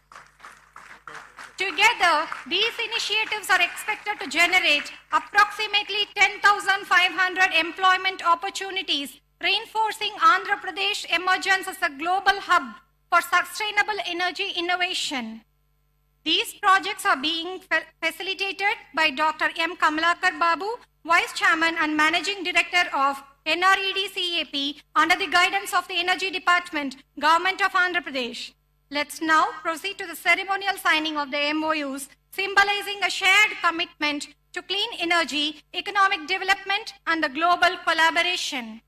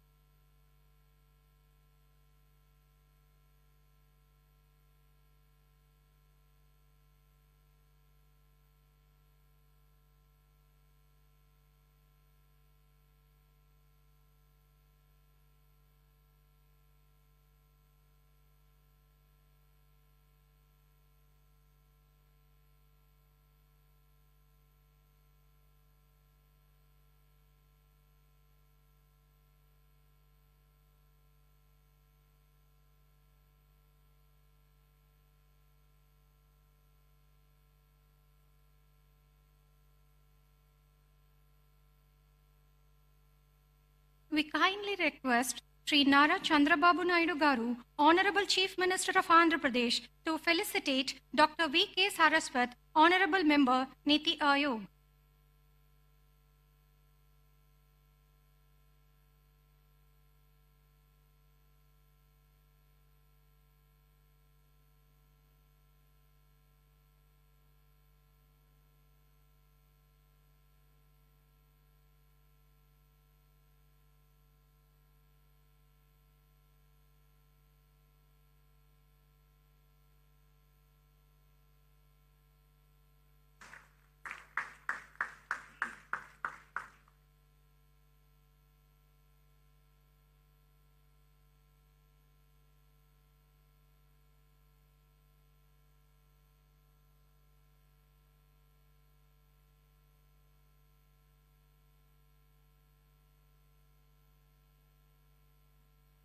We kindly request Dr. P. Satyanarayanan, Pro-Chancellor, SRM University, Andhra Pradesh, to felicitate Sri Nara Chandrababu Naidu Garu, Honorable Chief Minister of Andhra Pradesh.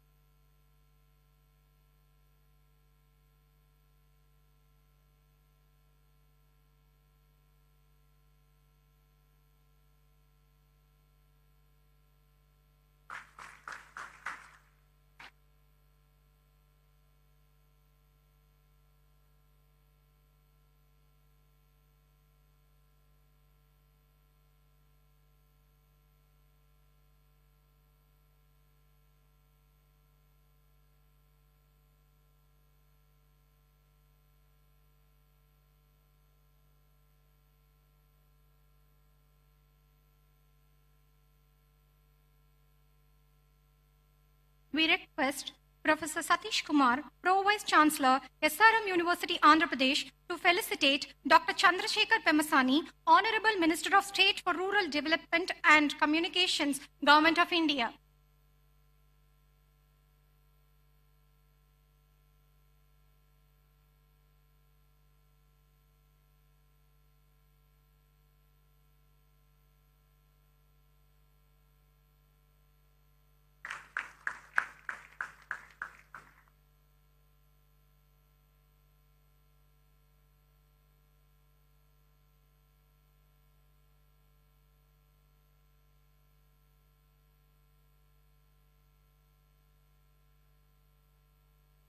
We kindly request Sri Nara Chandrababu Naidu Garu, Honorable Chief Minister of Andhra Pradesh, to felicitate Dr. V.K. Saraswat, Honorable Member, Niti Ayog.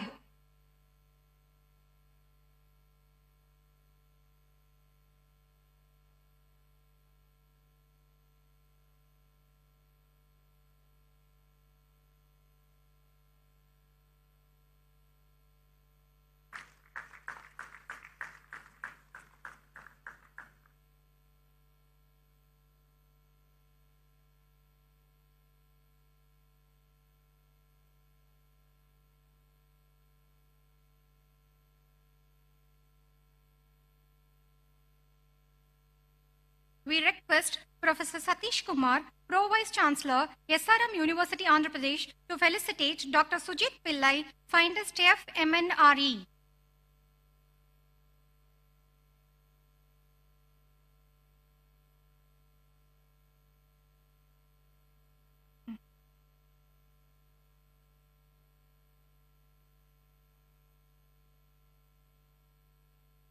We request Professor D. Narayan Rao, Sir, Executive Director, Research, SRM Group of Institutions, to felicitate Dr. Ashish Lile, Director, CSIR, NCL, Pune.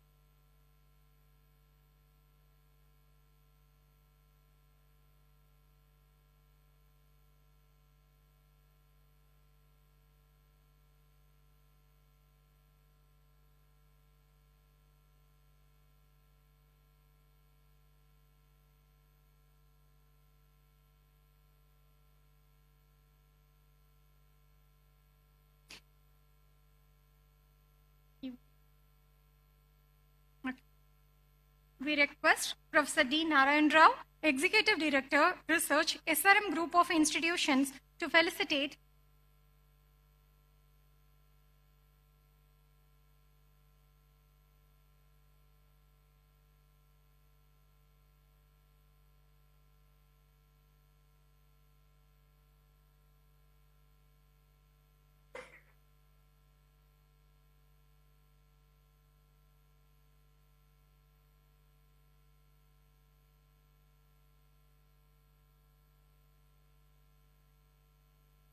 We request for Professor D. Narayan Rao, Executive Director, Research, SRM Group of Institutions, to felicitate Dr. Ashish Lele, Director, CSIR NCL Pune. We request Professor D. Narayan Rao, Executive Director, Research, SRM Group of Institutions, to felicitate Dr. R.K. Malhotra, President, Hydrogen Association of India.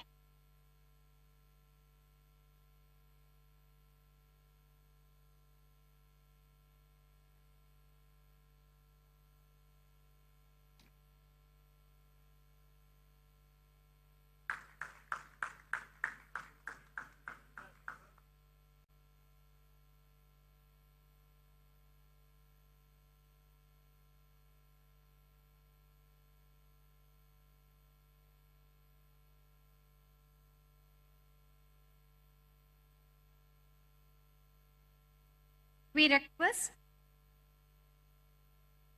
request Dr. P. Satyanarayanan, Pro-Chancellor, SRM University, Andhra Pradesh, to felicitate Mr. Pranav Tanti, President, CEO, Synergen Green Energy, USA.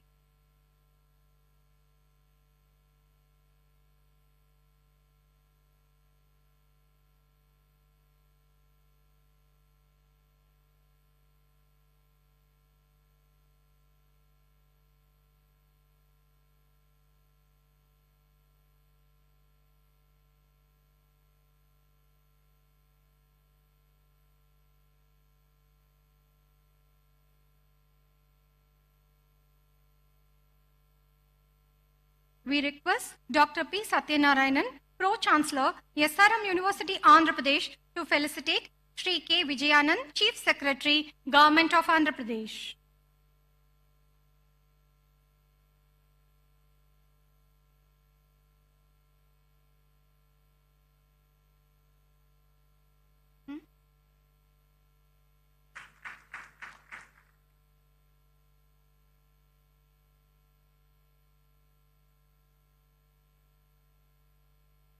Finally, to conclude this inaugural session, we invite Dr. M. Kamalakar Babu, Vice Chairman and Managing Director, NREDCAP, Government of Andhra Pradesh, to deliver the vote of thanks.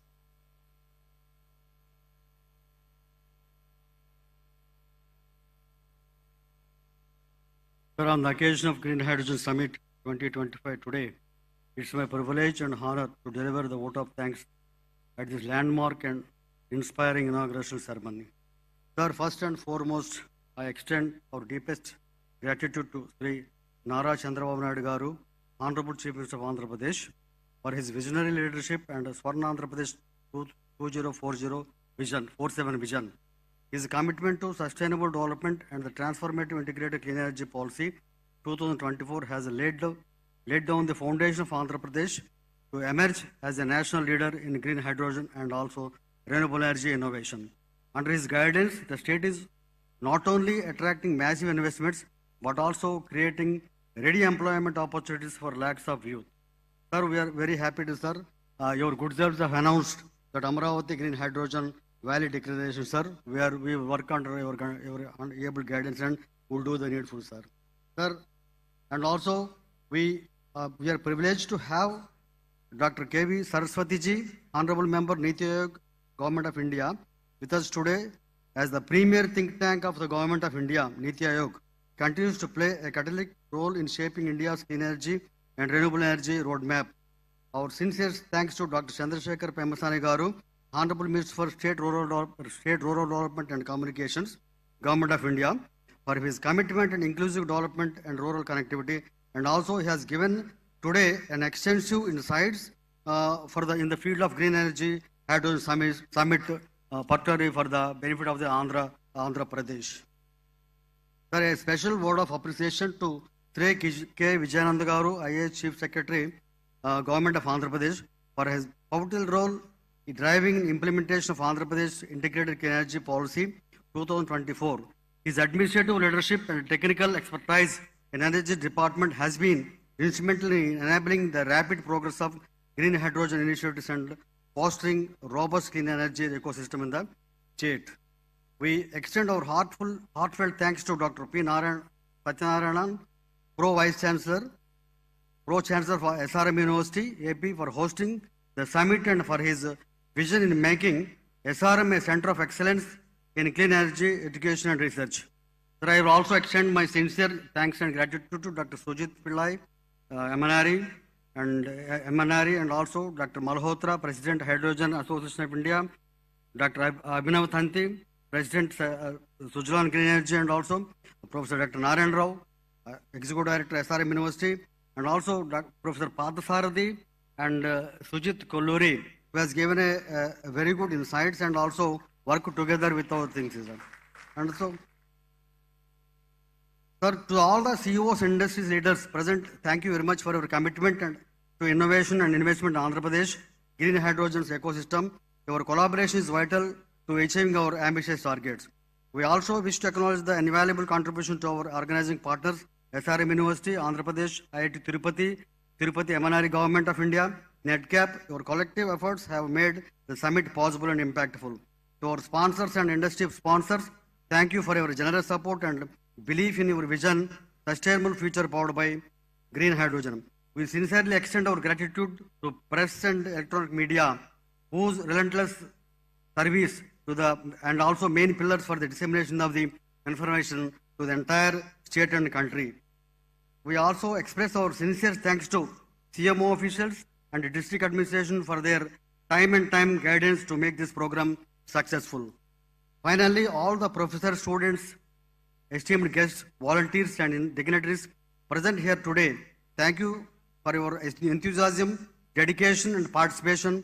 Your presence marks the beginning of a transformative journey toward a greener tomorrow. Let us carry forward the momentum to today's inauguration, fostering deeper collaboration, driving policy innovation and catalyzing strategic investments as we collectively shape the future of green hydrogen in Andhra Pradesh and beyond. Thanks everybody. Jai Hind, Jai Andhra Pradesh.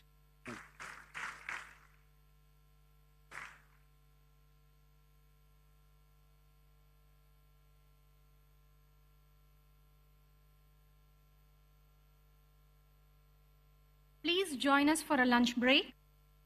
We encourage you to use this time to connect with other participants and visit the booths in the exhibition area. Our volunteers will guide you.